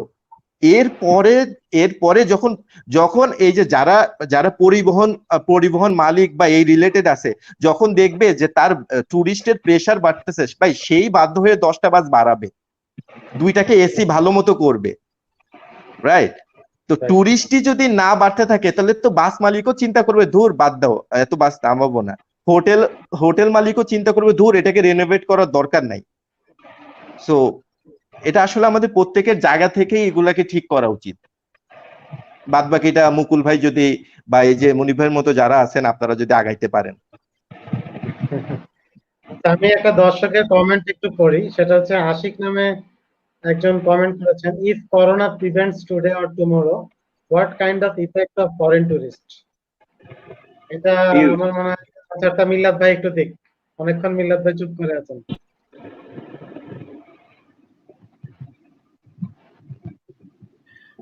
আস্তে আস্তে অনেক বিশ্লেষণে চলে গেছে আর কি, একেবারে রুট লেভেল থেকে গভর্নমেন্ট পর্যন্ত। এই প্রশ্নটা আগে উত্তর দেয়নি, তারপরে ওখানে যাচ্ছি। সেটা হচ্ছে যে করোনা ইস্যু যাওয়ার পরে ফরেন টুরিস্টের উপরে কি ইফেক্ট করবে, সেটা হচ্ছে যে আসলে তো করোনা কোনো ক্রাইম রিলেটেড ইস্যু না যে করোনা চলে গেলে টুরিস্টের কোনো প্রবলেম। টুরিস্ট অ্যাজ ইউজুয়াল আবারও আসতে থাকবে, হয়তোবা নিরাপত্তা যতক্ষণ নিশ্চিত না হয় ততক্ষণ হয়তো আসবেন। নিরাপত্তা বলতে কোনটা? এই করোনা নিরাপত্তা আর কি। আদারওয়াইজ আগে যেভাবে আসতে তারা সেভাবেই আসবে, এটা আমার অভিমত আর কি। এখন গত ডিসেম্বর মাসের 11 তারিখ সম্ভবত সিলেটের কোনো একটা হোটেল, আমার ঠিক মনে নাই, প্যারিস লাক্সারি হবে বা একটা ভাউচার ছিল আমার ক্রেডিট কার্ডের কমপ্লিমেন্টারি হিসাবে, আপনি 1 রাত থাকতে পারবেন সম্পূর্ণ ফ্যামিলি সহ সবাইকে যাওয়ার জন্য। তার জন্য আমাকে এটাও বলা হয়েছিল যে 4 জন বা 5 জন হলেও সমস্যা নাই, বাট একটা কিং রুম দেওয়া হবে। এটা হচ্ছে কমপ্লিমেন্টারি।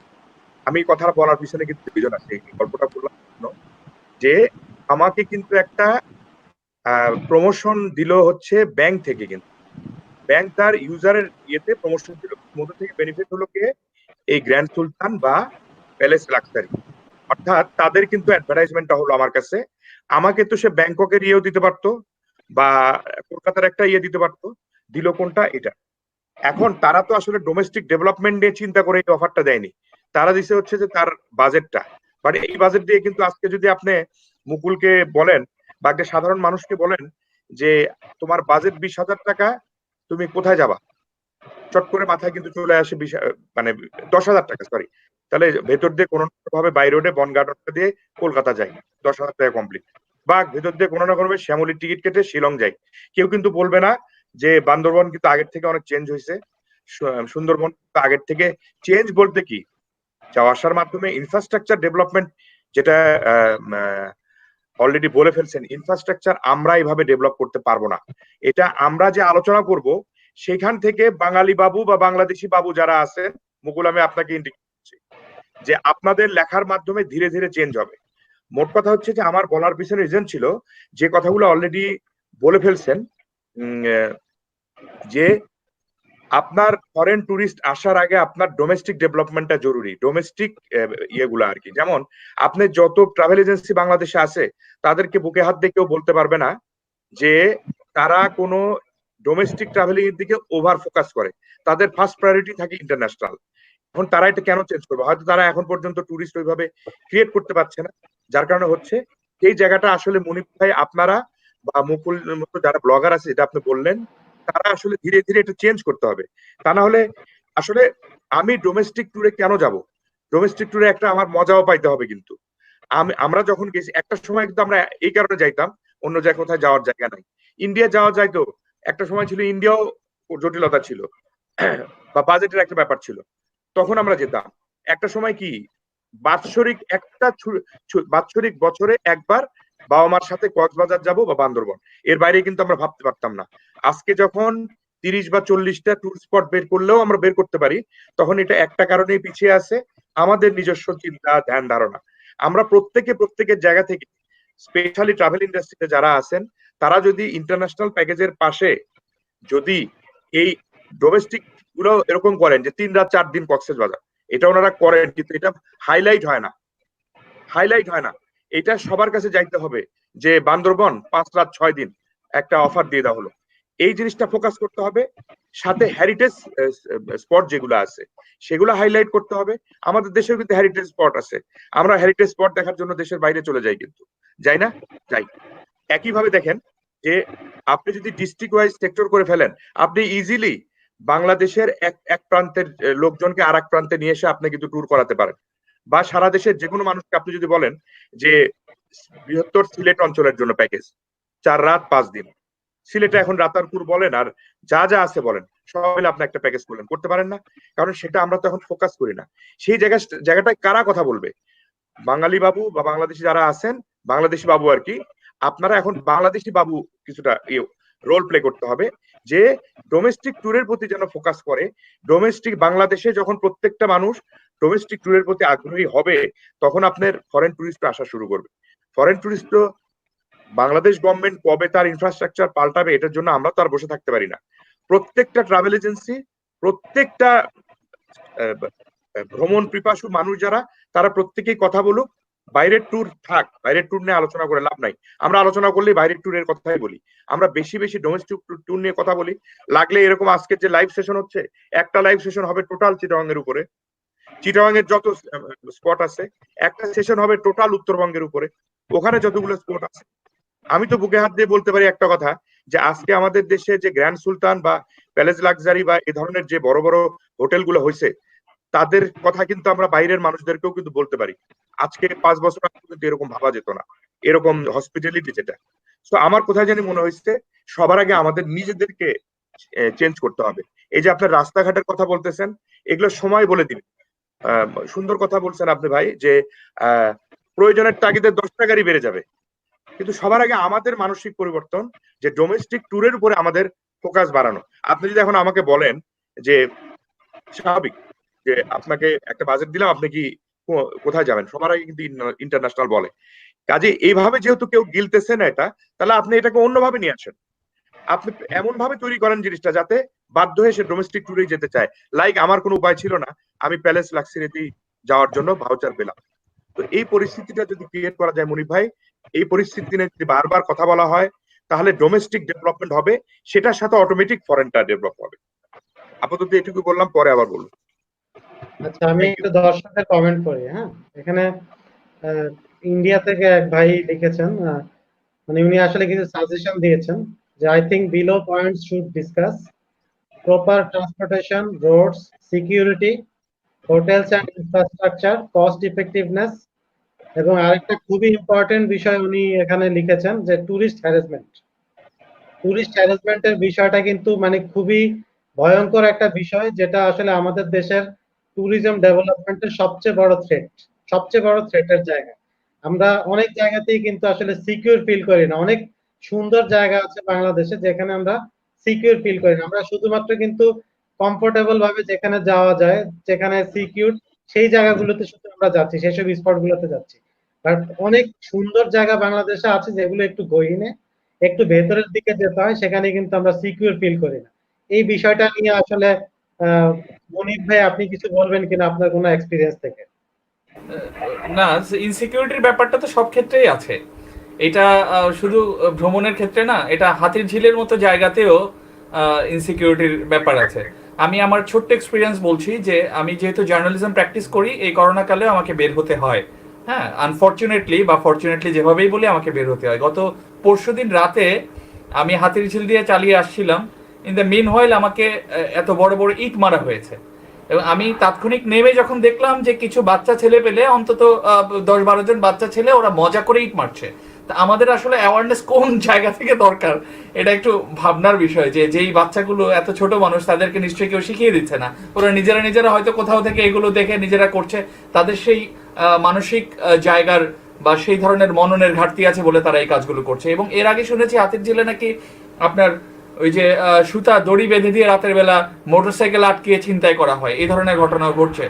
তো এটা তো ঢাকার মতো জায়গায় যেখানে বাংলাদেশের সব প্রমিনেন্ট পিপলরা এখানে থাকে, সেই জায়গায় যখন এখানে এই ধরনের ঘটনা ঘটে, সেখানে গোয়াইনঘাটের যে রোড দিয়ে আমি জাফলং যাব কিংবা রাতারকুলের গহীন বনে যাব অথবা সুন্দরবনের ভিতরে যাব, সেখানে দস্যু কিংবা এই থাকবে না। আমাদের দেশের প্রেক্ষাপটে এইটা বিবেচনা করা এখন পর্যন্ত মানে ওই ধরনের মুক্ত একদম খুব সুন্দর বিবেচনা করাটা এখন একটু টাফ। এর পেছনে অনেকগুলো কারণ আছে, যেটা আশিক ভাই বললেন যে আমরা নিজেরা আসলে সচেতন হতে হবে, এই জায়গাটা সবার আগে আমাদের থেকে তৈরি করতে হবে। আর মিল্লাত ভাইয়ের কথা ধরে একটা কথা বলছি, হসপিটালিটির যে ব্যাপারগুলো আমাদের এখানে হয়েছে, সেখানে আমরা কি আসলে লাক্সারি হসপিটালিটির কথা বলছি না, জেনারেল কিছু হসপিটালিটিও আমাদের দরকার। আমি কিছুদিন আগে শ্রীমঙ্গলের শান্তিবাড়ি নামে খুব ছোট্ট একটা কটেজে ঘুরতে গিয়েছিলাম, খুবই ছোট্ট, আপনার গ্র্যান্ড সুলতানের সামনের রোডটা দিয়ে ভিতরে গেলে আর কি।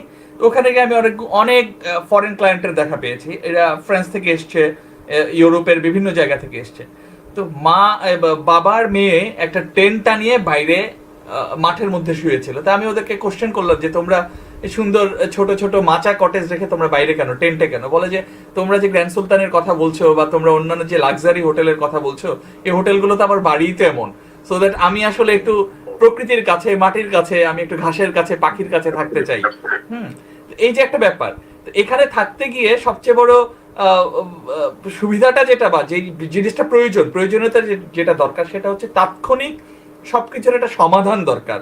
যেমন আমি অনেক দামি হোটেলে গিয়েও বারবার নক করেও কিন্তু আমি আমার ওই যে রুম সার্ভিস পাই না, বারবার নক করেও কিন্তু আমি আমার ব্রেকফাস্টটা ঠিক মতো কখন কি হবে ইনফরমেশন গুলো পাই না, বারবার নক করেও আমি জানি না যে এই হোটেল থেকে এই এলাকার সাইট সিন গুলো, হেরিটেজ গুলো কিংবা অন্যান্য প্রাকৃতিক দৃশ্যগুলো আমাদেরকে দেখানোর কোনো ব্যবস্থা কেউ করছে কিনা। এই ধরনের নানান জটিলতা, যে মানি এক্সচেঞ্জ পাই না আমি, হোটেলের মধ্যে এসে এয়ার টিকিট পাই না, ট্রান্সপোর্টেশনের অন্যান্য সুবিধাগুলো পাই না। একটা হোটেল ব্যবস্থা তো আসলে এই সবগুলো মিলিয়ে হয়, শুধু থাকতে গিয়ে একটা সুন্দর লাক্সারি রুম আমাকে দিয়ে দিল, সেই লাক্সারি রুমটা আসলে মোটেও মনে হয় না যে একটা এই হোটেল ব্যবস্থাপনার মধ্যে পরিপূর্ণতা আনতে পারে। তো সেই জায়গাগুলোর ঘাটতি, ইনফ্রাস্ট্রাকচারের ঘাটতি যেমন আমাদের আছে, আমাদের সচেতনতার ঘাটতি তো আছেই, একই সঙ্গে এই ধরনের হসপিটালিটি সার্ভিসের সেবার ঘাটতিও অনেক বেশি এখন পর্যন্ত আছে বিভিন্ন জায়গায় বলে আমি বোধ করি। সুতরাং এই সব কিছু মিলিয়ে আমাদের আসলে কমপ্লিট প্যাকেজ নেওয়া উচিত, যে কমপ্লিট প্যাকেজটা এইভাবে নেওয়া আমার মনে হয় নেওয়া যেতে পারে যে আগামী 5 বছরে বাংলাদেশের পর্যটনটাকে আমরা এই জায়গায় নিয়ে যেতে চাই। যেমন এই সময়ে এসে একটা বিশাল জনগোষ্ঠী, তরুণ সমাজ যেমন ট্যুরিজম নিয়ে উঠে পড়ে লেগেছে, কে পারছে কে পারছে না এটা পরের ইস্যু, কিন্তু উঠে পড়ে লেগেছে। যেইভাবে তারা দল বেঁধে গাট্টিগোট্টা নিয়ে, মোটরসাইকেল নিয়ে, বাইসাইকেল নিয়ে হেঁটে ঘুরে নানান ভাবে তাবলিগের গাট্টিওয়ালার মতো করে একদম ঘুরে চলে যাচ্ছে, ঘুরে আসছে, বিজয় করে আসছে সবকিছু। হ্যাঁ, এইভাবে করে যদি আমরা মিল্লাত ভাই, আশিক ভাই, ফয়সাল ভাই, অন্যান্য সবার কাছ থেকে, সাইদ ভাই সহ মুকুলরা যদি আমাদেরকে এই ধরনের গাইডলাইন তৈরি করে দেয়, তাইলে মনে হয় আমাদের ভবিষ্যতের আগামী 1 বছর 5 বছরের একটা ঠিক করে যদি আমরা ফোরকাস্টগুলোও নির্ধারণ করি, আমার মনে হয় বাংলাদেশের ট্যুরিজম সেক্টরটা একটা জায়গায় গিয়ে ঠেকবে। আর আমার মনে হয় আমি আর কথা বলার সুযোগ পাবো না, শেষে একটু বলে নিতে চাই যে আমি যেহেতু টুকটাক সংবাদ প্রকাশ এবং ইনফরমেশন শেয়ারিং এর জায়গায় কাজ করি, সুতরাং আপনাদেরকে এই জায়গাটা আমি ইনশিওর করতে চাই, আপনাদের যেই কোনো ধরনের ট্যুরিজম রিলেটেড সংবাদ কিংবা অন্যান্য তথ্য, অন্যান্য ফিচার, গল্প, ভ্রমণ কাহিনী যা যা প্রকাশের যত দায়িত্ব আছে, আমি আজকে এখানে বাঙালি বাবুর মাধ্যমে বলে গেলাম যে এই দায়িত্বটা আমি আমার এন্ড থেকে নিচ্ছি। আপনারা আশা করি আমার সঙ্গে এই জায়গাগুলোতে আমরা একসঙ্গে হয়ে বড় কিছু করতে পারবো। ধন্যবাদ। আমি দর্শকের আরেকটা কমেন্ট একটু নিচ্ছি। সোহাগ আরেফিন তিনি লিখেছেন, করোনা ভাইরাসের কারণে বাংলাদেশের টুরিস্ট স্পটগুলি অফ হওয়ার কারণে যে একটা রূপ আসলো, এইটা মনে হচ্ছে একটা ভালো দিক। আমরা চাই পার ইয়ারে 1 মান্থ টুরিস্ট অফ থাকা দরকার। আপনাদের কি ধারণা? মিলাদ ভাই। তার মানে উনি বলতে চাচ্ছেন যে ডলফিনের চেহারা দেখেছি কক্সবাজারে, একদম বিচের পাশে চলে যাচ্ছে ডলফিন, মেবি ওই দৃশ্যগুলোর কথা উনি এনভায়রনমেন্টাল দিক চিন্তা করছেন। ভালো কথা এটা। এক বছর ট্যুরিস্ট তো আসলে অন অ্যান এভারেজ বন্ধই থাকে, রোজার মাসে তো বলতে গেলে বন্ধই থাকে ট্যুরিস্ট নরমালি, তাই না? ওইভাবে স্পেসিফিক করা মুশকিল। তবে আহ, মানে টুরিস্ট যে স্পট গুলা এগুলোর প্রতি মানুষের আগ্রহ যত দিন যাবে আরো বাড়বে, এটা আসলে ওইভাবে কমবে না। এখন এমনও হয় যে মানুষ ঈদ করতে বাইরে চলে যায়, তাই না? ঈদ করতে বাইরে যায়। আমি বলছি না যে ঈদ করতে আবার ঢাকায় থাকতে পারবে না সবাই, কারণ তাহলে তার বাড়িতেই থাকতে হবে। কাজে সে ঈদ করতে কিন্তু বাইরেই যায়। যাই হোক, এই প্রশ্নের উত্তরে যদি 1 মাসের বন্ধ, আসলে কি আমার মনে হয় রোজার মাসেই তো 1 মাসের বন্ধ, আদারওয়াইজ তো আসলে 1 মাস বন্ধ কিভাবে রাখবে, সেটা তো আসলে সম্ভব না। বিকজ ট্যুরিজম তো একটা ইন্ডাস্ট্রি, টোটাল ট্রাভেল ইন্ডাস্ট্রি একটা ইন্ডাস্ট্রি, হসপিটালিটি ইন্ডাস্ট্রি। সেখানে তাদেরও কিছু প্রতিবন্ধকতা সৃষ্টি হবে তখন কাজের। মনিব ভাইয়ের একটা কথাতে বলি, আমি যে হসপিটালিটির ব্যাপারে কথাটা বলছিলাম, সেটা মনিব ভাই বিষয়টা এরকম যে কোনো কিছু, কোনো জিনিস, কোনো সার্ভিস বা কোনো প্রোডাক্টকে যদি আপনি হাইলাইট করতে চান, তবে তার সবচেয়ে দামিটা দিয়েই ফোকাস করতে হয়, শুরুটা করতে হয়। এরপরে আপনার কাছে যা যা আছে ধীরে ধীরে আপনি সবগুলা কিন্তু উঠাবেন। আমার প্রশ্ন ছিল হচ্ছে যে আজকে আমাদের দেশেও ওয়ার্ল্ড ক্লাস হোটেল আছে, ওয়ার্ল্ড ক্লাস অ্যারেঞ্জমেন্ট আসছে, একটু দেখলেই হয়ে যায়। কিন্তু আমাদের মূল গ্যাপটাই হচ্ছে যে আমাদের মানসিকতার মধ্যে যত সমিতি হবে, যত আলোচনা হবে, যত কমিটি গঠন হবে, সবই ইন্টারন্যাশনাল ট্যুর কেন্দ্রিক, লোকাল ট্যুর কেন্দ্রিক হয় না। আপনি দেখেন, এটা নিয়ে যদি, আমি এটাই বলতেছি, আজকে মুঘলরা যদি এইটা নিয়ে ডোমেস্টিকের উপরেই যদি আলোচনা শুরু করে, এই আলোচনাও শেষ হবে না। আমার মনে হয় এইভাবেই চেঞ্জ করতে হবে, এইভাবে ধীরে ধীরে ধীরে ধীরে চেঞ্জ হবে। তবে হ্যাঁ, সুন্দর কথা বলছেন, পঞ্চবার্ষিক পরিকল্পনা নেওয়া। এই পঞ্চবার্ষিক পরিকল্পনাটা কে নেবে? ট্যুরিজম ইন্ডাস্ট্রির কেউ নেবে? আসলে তারা এইভাবে নিবে না। তাদের বিজনেসের মূল সূত্রই থাকে ইন্টারন্যাশনাল আগে। তার তার তার জন্য করতে হবে কি, আপনারা যারা লেখালেখি করেন তারাই এটাকে হাইলাইট করবেন। আপনারাই মনে মনে চিন্তা করেন 5 বছরে বাংলাদেশে সবার ডোমেস্টিক ট্যুরের প্রতি ঝোঁক বাড়িয়ে দেওয়া। এবং এটা কিন্তু সম্ভব, কঠিন না। কেননা মানে এটাও কিন্তু সত্য, মানুষের যেহেতু ট্যুরের প্রতি প্রবণতা বাড়ছে আগে থেকে, আপনি কল্পনা করতে পারবেন না 2 বছর আগেও এটা ভাবা যেত না। 2-3 বছর আগেও এত ট্যুরের ইয়ে ছিল না। এখন কিছু হলেই মানুষ ট্যুর, কিছু হলেই ট্যুর। বিভিন্ন কোম্পানিগুলো ট্যুরই খেলে অফার করে, প্যাকেজ দিবে তো ট্যুর। তাহলে সেই জায়গাটাতে যদি এইভাবে কাজ করে ডোমেস্টিক ট্যুরকে ফোকাস করা যায়, এর জন্য ডিফারেন্ট একটা ইয়ে সৃষ্টি করতে হবে। আপনি কি বলবো এটাকে, ইনকিউবেটর বলে আর কি, না? ইনকিউবেটর সৃষ্টি করবে যে এটার জন্যই, ডোমেস্টিককে ফোকাস করার জন্য। ডোমেস্টিককে ইন্টারন্যাশনালের সাথে লাগানো যাবে না। Thank you. আচ্ছা, আমি আরেকটা কমেন্ট একটু নিচ্ছি। রাজশাহীতে ঘোরার মতো কি ভালো জায়গা আছে? তো আশিক ভাই আনসারটা দিবেন। আসলে রাজশাহী আমার হোম ডিস্ট্রিক্ট না, বাট রাজশাহী মানুষ প্লাস রাজশাহী একটা ভালো জায়গা। আমি গিয়েছি, আমি অনেক আগে, প্রায় 10 বছর 10 বছরেরও বেশি আগে গেছি। তা ওইখানকার মানুষ আমার কাছে খুব ভালো লাগছে, তাদের কথাবার্তা। আহ অবশ্যই গেলে তো একটা নতুন জায়গায় গেলে ওইখানে নতুন কিছু খাওয়া, বা সেটা একেবারে নর্মালি হোক বা ডিফারেন্ট কিছু থাকে। আর এছাড়া তো পদ্মার পার, শহরের মধ্যে মার্কেট বা চিড়িয়াখানা, মানে অ্যাজ ইউজুয়াল যেটা, মানে রাজশাহী খুলনা এই ডিভিশন গুলো আসলে খুবই সিমসাম। আপনি যদি ভাই কোলাহলের বাইরে কোথাও যে একটু 2টা দিন কাটাইতে চান, যেখানে আপনার নেচার দরকার নাই, বাট আপনি একটু ঠান্ডা পরিবেশে থাকবেন, ভালো কিছু মানুষের সাথে মিশবেন, তাহলে আপনি রাজশাহী যান, খুলনা যান, আপনি এইসব জায়গায় যাইতে পারেন ইজিলি। আপনি ইভেন যশোর যান না, ইভেন যশোর যান, ইভেন কুষ্টিয়া যান, হ্যাঁ, ইউ উইল ফাইন্ড সামথিং। ভাই আমরা নদীমাতৃক দেশ, আমরা সবুজের দেশ। আপনি এটা সিম্পল একটা কথা। রাজশাহী খুলনাতে হয়তো আপনি বান্দরবনের মতো এরকম উঁচু পাহাড় নাই, বা আপনার কক্সবাজারের মতো এরকম বড় সমুদ্র নাই, কিন্তু ওখানে যা আছে ন্যাচারাল বিউটি, আমাদের সুন্দর মানুষগুলা, আমাদের সহজ সরল মানুষগুলা, আপনি এগুলো এনজয় করতে পারবেন। আপনাকে আসলে দেখতে হবে আপনি কি চাচ্ছেন। ওই মুকুল ভাই প্রথমেই বলছিল যে আপনাকে দেখতে হবে যে আপনি আসলে কি চাচ্ছেন, ওই চাওয়ার উপরে। আর আজকাল তো ভাই গুগল আছেই, আপনি গুগল থেকে ইজিলি বের করে ফেলতে পারবেন যে এইখানের স্পট গুলা কি কি আছে। That's it. আমি একটু অ্যাড করি, রাজশাহীতে আপনি যদি ঘুরতে যান সেক্ষেত্রে অবশ্যই আপনি রাজশাহী বিশ্ববিদ্যালয়টা ঘুরে দেখবেন। এবং রাজশাহী থেকে 2 ঘন্টার বাস জার্নি হবে নওগাঁতে। পাহাড়পুরে আপনি যেতে পারেন, সেটি একটি ইউনেস্কো হেরিটেজ সাইট। আপনি অবশ্যই সেখানে যাবেন। আর পাশাপাশি আশিক ভাই যেটা বললেন যে আসলে ওখানে রাজশাহী শহরটাই কিন্তু অনেক সুন্দর একটি শহর, এবং বাংলাদেশের মধ্যে সবচেয়ে লেস মানে পলিউটেড সিটি হচ্ছে রাজশাহী, সবচেয়ে কম আমি একটু অ্যাড পলিউশন। করি মুকুল এখানে, জি জি। আমি একটু অ্যাড করে দিচ্ছি যাতে মনে হয় হয়তো আর একটু ইনফরমেশন আসবে। সেটা হচ্ছে রাজশাহীকে বলা হয় শিক্ষা প্রতিষ্ঠানের শহর, এটা একটা ডায়লগ। হুম, আচ্ছা, আরেকটা জিনিস আমরা অনেকেই, এই যে বললাম যে মানে অনেক আগে থেকে যদি আমরা কেউ ভাবি একটা জেলায় গেলে আমরা আগে কি পেতাম, সেই জেলার একটা নির্দিষ্ট একটা ইয়ে থাকে, একটা নিদর্শন থাকে একবারে জেলার মধ্যে। রাজশাহী সেটা হচ্ছে বরেন্দ্র মিউজিয়াম। এটা ওকে। রাজশাহীর মানে যদি ওইভাবে বলা হয়, যদি পেছনের কিছু চিন্তা করে, তাহলে Barendra museum should be in the tourist spot. Thank you.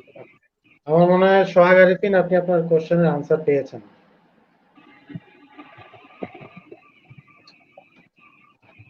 আচ্ছা, আমি আরো কিছু কোশ্চেন এখানে আসলে জমা হয়ে গেছে। উম,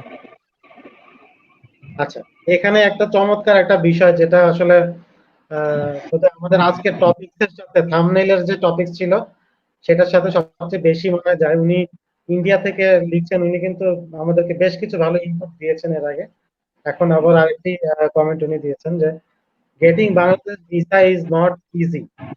I don't understand why Bangladesh government takes travel tax. This system should not be there as this has no logical explanation. আচ্ছা, আমি একটু বলি যে আসলে ট্রাভেল ট্যাক্সটা আপনাকে হয়তো দিতেই হবে, এটা মানে কোনো ওয়ে নেই। আর বাংলাদেশের ভিসা আপনার ওখান থেকে পাওয়ার বিষয়টা আসলে আমরা এখান থেকে হয়তো বলতে পারছি না। যারা গভর্নমেন্টে আছেন, যারা গভর্নমেন্টকে যদি আমাদের এই অনুষ্ঠান দেখেন, তাহলে অবশ্যই আপনারা তো বিষয়টা বিবেচনা করবেন। আমরা আপনার প্রশ্নটা স্ক্রিনে দিলাম এবং আশা করি যথাযথ কর্তৃপক্ষ এটা বিবেচনায় নিবে। নেক্সট আরেকটা কোশ্চেন, আমাদের দেশের হোটেল ভাড়া বিশেষ করে 4 স্টার 5 স্টার সমমানের যেগুলো আছে, আর তার সাথে যদি আমাদের পার্শ্ববর্তী দেশগুলোর হোটেলের দিকে তাকান, তাহলে বিশাল একটা পার্থক্য আছে। ফলে মানুষ অন্য দেশেই বেশি যায়, এর সমাধান কি? এটা আমি আতিক ভাইয়ের কাছে যাব। যে আমাদের 4 স্টার 5 স্টারের তুলনায় আশেপাশের 4 স্টার 5 স্টারে অনেক বেশি ফ্যাসিলিটি এবং ভাড়াও অনেক কম। ভাই মানে গেল 4 বছর ধরে এই একটা প্রশ্ন, মানে এই একটা কথার অ্যান্সার দিতে দিতে দিতে আমি জাস্ট আসলে কিছু বলার নেই। সেটা হচ্ছে বাংলাদেশ, বিশেষ করে আমি যদি ঢাকা বলি, ঢাকাটা হচ্ছে সম্পূর্ণ বিজনেস একটা মার্কেট, যেখানে আপনাকে যারা বিজনেস করে ট্যুর না করলেও চলে, কিন্তু যারা বিজনেস করে তাকে আসতেই হবে। তো ঢাকা হচ্ছে এমন একটা মার্কেট, এই মার্কেটটা এমন এবং ডিমান্ড থাকার কারণে ঢাকার হোটেল রেটটা বেশি। শুধু তাই না, শুধু তাই না, ঢাকাতে লাস্ট কয়েক বছর ধরে ডিমান্ড এবং সাপ্লাই এটা একটু হেরফের ছিল। যে পরিমাণ টুরিস্ট বা বিজনেস ট্রাভেলার আসতো সেই পরিমাণ আসলে ওই লেভেলের হোটেল ছিল না। এর ফলে যেমন ওয়েস্টিন, প্যান প্যাসিফিক, সোনারগাঁ আর রেডিসন, এরকম কয়েকটা হোটেল থাকার ফলে তারা তাদের ডিমান্ডটাকে বাড়ায় দিত। কিন্তু এখন যেমন এই যে আমারই ঢাকা, 4 পয়েন্টস বাই শেরাটন, আরো কিছু কিছু নতুন 5 স্টার 4 স্টার মানে হোটেল আসতেছে বা হয়েছে, এখন কিন্তু আস্তে আস্তে রেটটা কমতেছে। আমি আমি আমার ছোট্ট একটা এক্সপিরিয়েন্স বলি। আমার ক্যারিয়ারের শুরু একেবারে আমার প্লাটিনাম হোটেলস বনানীতে। এটা 3 স্টার বুটিক হোটেল, খুবই সুন্দর একটা হোটেল, বা 3 স্টার বুটিক হোটেল। তো আমি যখন 2014-15-তে 13-14-তে ওই হোটেলে ছিলাম, আমরা হোটেল রেন্ট সেল হইতো এখানে $150, $140, $130। এখন আমি কিন্তু এখন আছি আমারই ঢাকাতে। তো আমারই ঢাকা একটা ইন্টারন্যাশনাল চেইন 5 স্টার হোটেল। তো এখন কিন্তু আমারই ঢাকা অপারেট করতেছে $140, $50। প্লাটিনাম হোটেলস এর থেকে বেশ কমে আসছে। এর কিন্তু কারণ একটাই, যে মার্কেটে এখন তোমার ইনভেন্টরি বাড়তেছে। যখন ইনভেন্টরি বাড়বে তখন কিন্তু আলটিমেটলি আপনার হোটেল রেটটাও কমতে থাকবে। এটা ডিমান্ডের কারণে, অন্য কোনো কারণ না। আর এবার যদি আমি ঢাকার বাইরে যাই, ঢাকার বাইরে আসলে এইটার সঠিক ব্যাখ্যা আমার কাছে নাই। হয়তো মিল্লাত ভাই দিতে পারবেন, হয়তো ফয়সাল ভাই দিতে পারবেন। বা তারপরও আমি মনে করি যে হ্যাঁ, হয়তো বা কস্টিং এর কারণে, হয়তো বা ওনারের প্রফিটের মানে সাথে সাথে তার লস কভারেজটাকে মেকআপ দেওয়ার কারণেও হতে পারে, কারণ আমাদের দেশের আসলে কিছু ওনার আছে তাদের ধৈর্য শক্তি খুবই কম। I am sorry to say that, যারা আসলে ইনভেস্ট করেই চিন্তা করে যে হ্যাঁ আমি হোটেল, কারণ সে তার বন্ধুর কাছ থেকে শুনছে যে এটা খুব প্রফিটেবল একটা ব্যবসা। হ্যাঁ, আমরা তো ভাই ছোট মানুষ, গরিব মানুষ, আমরা তো ওই চিন্তা করতে পারি না, কিন্তু সে তার বন্ধুর কাছে শুনেই কিন্তু একটা হোটেল করে ফেলছে। করেই সে কি করতেছে, সে 1 বছরের মধ্যে তার টার্নওভারটাকে মানে প্রফিটেবলে নিয়ে আসতে যাচ্ছে, তখনই আসলে প্রবলেমটা ক্রিয়েট হচ্ছে। তো আমার মনে হয় এটা আসলে ওনারদের ওই লেভেলের চিন্তা, এবং আস্তে আস্তে যখন ডিমান্ডটা বাড়বে তখন তারাও ঠিক ঢাকার মতো, তবে অনেস্টলি ঢাকার রেটটা অনেক কমে আসতেছে, হয়তো আরো 2 বছর পরে এটা আরো লাইক $100, $120 5 স্টার হোটেল গুলোই অপারেট করবে, যেটা এখনই অপারেট করা শুরু হয়েছে। So it's not like that যে এটা সারা জীবন থাকবে। আমার মনে হয় আমি আমি আমি চেষ্টা করছি বোঝানোর জন্য। আশিক ভাইয়ের সাথে আমি একমত। গত কয়েকদিন আগে আমি সিলেটে একটা নতুন একটা হোটেল, মানে 2-3 মাস লাগবে ওপেন হবে, ওইখানে এমডি স্যার আমাকে একবার ডাকলেন, ডেকে বললেন যে একটু আমার হোটেলটা একটু ঘুরে দেবেন। তো 2-3 মাস এখনো লাগবে হোটেলটা হবে।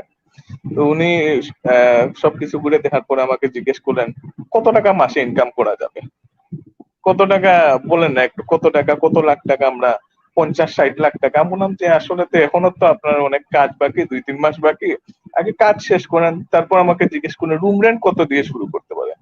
আমি বললাম আসলে তো আপনারা কাজটা শেষ করেন আগে, তারপর দেখি, দেখার পরে সবকিছু দেখেন আমরা প্লেস দেখবো, সবকিছু বিবেচনা করে আমরা রুম রেন্টটা একটা ফিক্স করবো।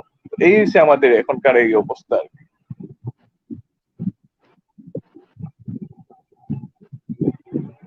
তবে আমরা মুকুল ভাই আমি একটা জিনিস যেটা আসলে প্রথম থেকেই যেহেতু আমার ভাইয়ারা সবাই আছে, তো প্রথম থেকেই আসলে বলতে চাচ্ছিলাম, সেটা হচ্ছে এটাই হয়তোবা আমার লাস্ট কথা হবে আজকে, যে আমরা আসলে ঘুরায় ফিরায় যেহেতু সবাই একই ইন্ডাস্ট্রি, আমি হোটেল সার্ভ করতেছি, কেউ সাইদ ভাই যেমন ট্যুরিজম সার্ভ করতেছে, মুকুল ভাই ব্লগ করতেছে। সো আমি শুধু একটা জিনিস বলবো যে আসলে আমরা এমন একটা ইন্ডাস্ট্রিতে আছি বা ইন্ডাস্ট্রি নিয়ে কাজ করতেছি, যে ইন্ডাস্ট্রিটা যে কোনো একটা ছোট্ট প্রবলেম হইলেও আমাদের ইফেক্টটা সাথে সাথে হয়, এবং যে ইফেক্টটা এখন পাইতেছি, লাইক আমি যেটা বলবো যে বিজনেস, হ্যাঁ যেমন করোনা বাদ দিলাম, দেশের মধ্যে কোনো ধরনের প্রবলেম, হোটেলে গেস্ট নাই বা টুরিস্ট নাই, কোনো ধরনের বন্যা মহামারী কিছু একটা হয়েছে, তো আমাদের বিজনেস শেষ। তো এইটা আসলে আমরা যারা এমপ্লয়ি, আবার আমাদের যারা ওনার, এবার আমি এইটাকে বলি ওনারদের হয়েই বলি বা আমরা এমপ্লয়ি হিসেবেই বলি, যে এটা আসলে হয়তোবা আমরা বেছে নিছি এই পথটা, বা এটাও একটা ডিমান্ড, কিন্তু আসলে আমরা মানে খুব সেন্সিটিভ একটা জায়গায় আছি, যেটা কিনা যে কোনো সময় নড়া লাগলেই আমরা পড়ে যাব গাছ থেকে, এরকম একটা অবস্থা। তো ওই আল্লাহর কাছে দোয়া করা ছাড়া কোনো উপায় নাই, যে আল্লাহ যেহেতু চলে আসছি এই সেক্টরে, তুমি আমাদেরকে ভালো রাখো, সবাইকে ভালো রাখো, এটাই। আচ্ছা, ধন্যবাদ আশিক ভাই। আমি ফাইনাল একটা ক্লোজিং নোট চাচ্ছি মুনির ভাইয়ের কাছ থেকে। এটা মুনির ভাইয়ের লাস্ট ফ্লোর আজকের দিনে।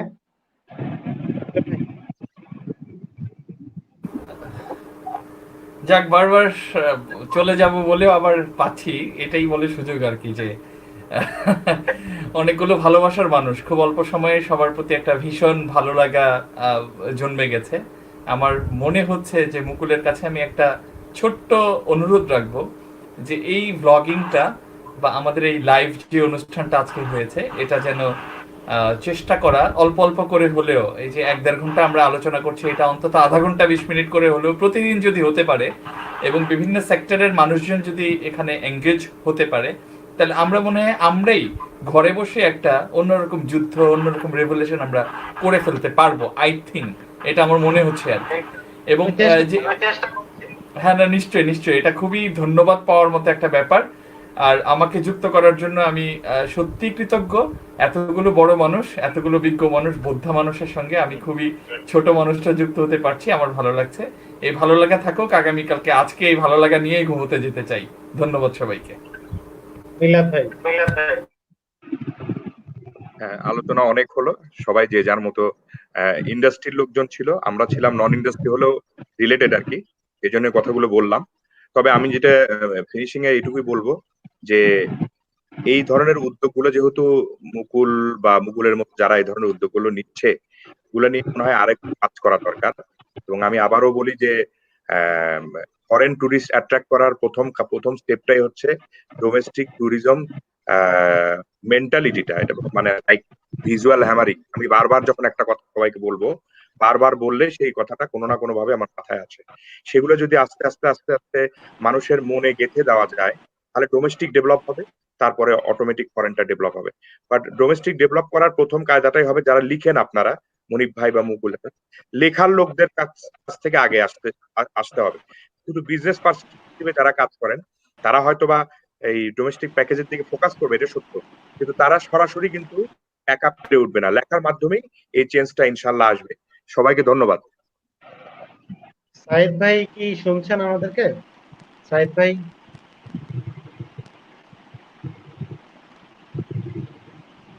আমার মনে হচ্ছে সাইদ ভাইয়ের টেকনিক্যাল প্রবলেমটা এখনো আছে। তো আমি আসলে এখানে যারা উপস্থিত আছেন, আশিক ভাই, ফয়সাল আব্দুল্লাহ ভাই, মনির ভাই, মিল্লাত ভাই এবং সাইদ ভাই, আমি মুনিব ভাইয়ের কাছে আমার কথাটা খুবই অল্পতে বলবো। সেটা হলো, আপনারা যেহেতু এই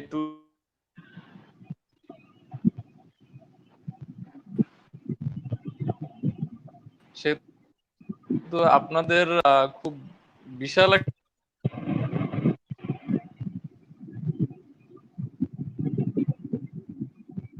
আমরা মনে হচ্ছে টেকনিক্যাল প্রবলেমের কারণে সাইদ ভাইয়ের কথাগুলো মিস করছি। আমরা যেটা আর বুঝতে পেরেছি আসলে মনির ভাইকে বোধহয় উনি ধন্যবাদ জানাতে বিকল্প কোনো পথ নাই। বিশেষ করে বাংলাদেশের ট্যুরিজমকে যদি আমরা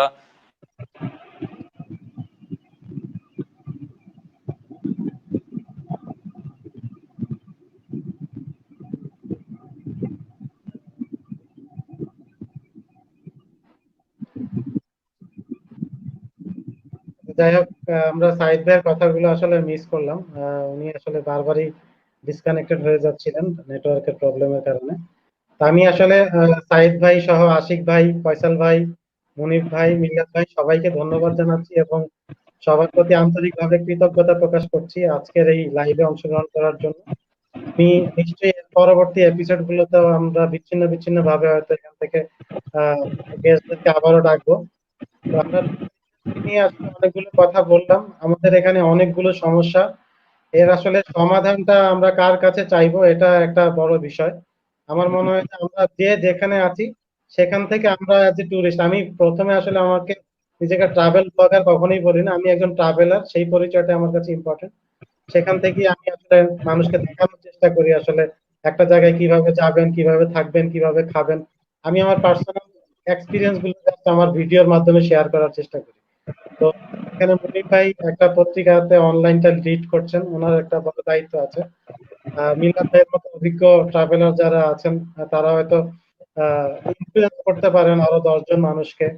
আশিক ভাই খুবই ট্যুরিজম নিয়ে একজন এক্সপার্ট পারসন। উনি ওনার হোটেলের সার্ভিস দিয়ে হোক কিংবা ওনার ব্যক্তিগত কথা দিয়ে হোক, ওনার বন্ধু বান্ধবকে উনি ইনফ্লুয়েন্স করতে পারেন। সেক্ষেত্রে আমরা সবাই যদি যার যার অবস্থান থেকে আমাদের দেশের ট্যুরিজমটাকে ডেভেলপ করার জন্য একটু একটু চেষ্টা করি এবং আমাদের মেন্টালিটিটাকে যদি একটু পজিটিভ রাখি, তাহলে মনে হয় আমাদের ট্যুরিজম যে সেক্টরটা, এটা বোধহয় আরেকটু এগিয়ে যাবে। তো আমি আজকে যারা আমাদের সাথে দর্শক হিসেবে ছিলেন, বাংলাদেশ থেকে, কলকাতা থেকে কিংবা আগরতলা থেকে, আমি সকলকে ধন্যবাদ জানাচ্ছি। আমি একটু বলে রাখি যে আমার কিন্তু চ্যানেলের 40% থেকে 45% ভিউয়ার মানে পশ্চিমবঙ্গ থেকে, স্পেশালি বাংলাদেশের বাইরে থেকে, ইন্ডিয়া থেকে আসেন। আমি ইন্ডিয়ার যেসব দাদারা আমার এই ভিডিওটা দেখেছেন, আমি সকল দাদা এবং দিদিদেরকে নমস্কার জানাচ্ছি। আপনারা ভালো থাকবেন, আপনারা বাঙালি বাবুর সাথে থাকবেন। আপনাদেরকে আমন্ত্রণ জানাচ্ছি বাংলাদেশে ভ্রমণ করার জন্য। আপনাদের জন্য যেন বাংলাদেশের পরিবেশ, টুরিস্ট স্পটের পরিবেশগুলো আরো সুন্দর হয়, আমরা সেটা নিয়ে কাজ করছি, সেটা নিয়ে ডিসকাশন করছি। আশা করি আপনারা একটা ডিফারেন্ট বাংলাদেশ দেখতে পাবেন ভবিষ্যতে। তো আমি এই বলে আজকের অনুষ্ঠানটা এখানেই শেষ করছি। সকলকে আবারও ধন্যবাদ সবাই। ধন্যবাদ মুকুল ভাই। আপনাদের ধন্যবাদ সবাইকে ভাই। সিলেট আসার আমন্ত্রণ রইল।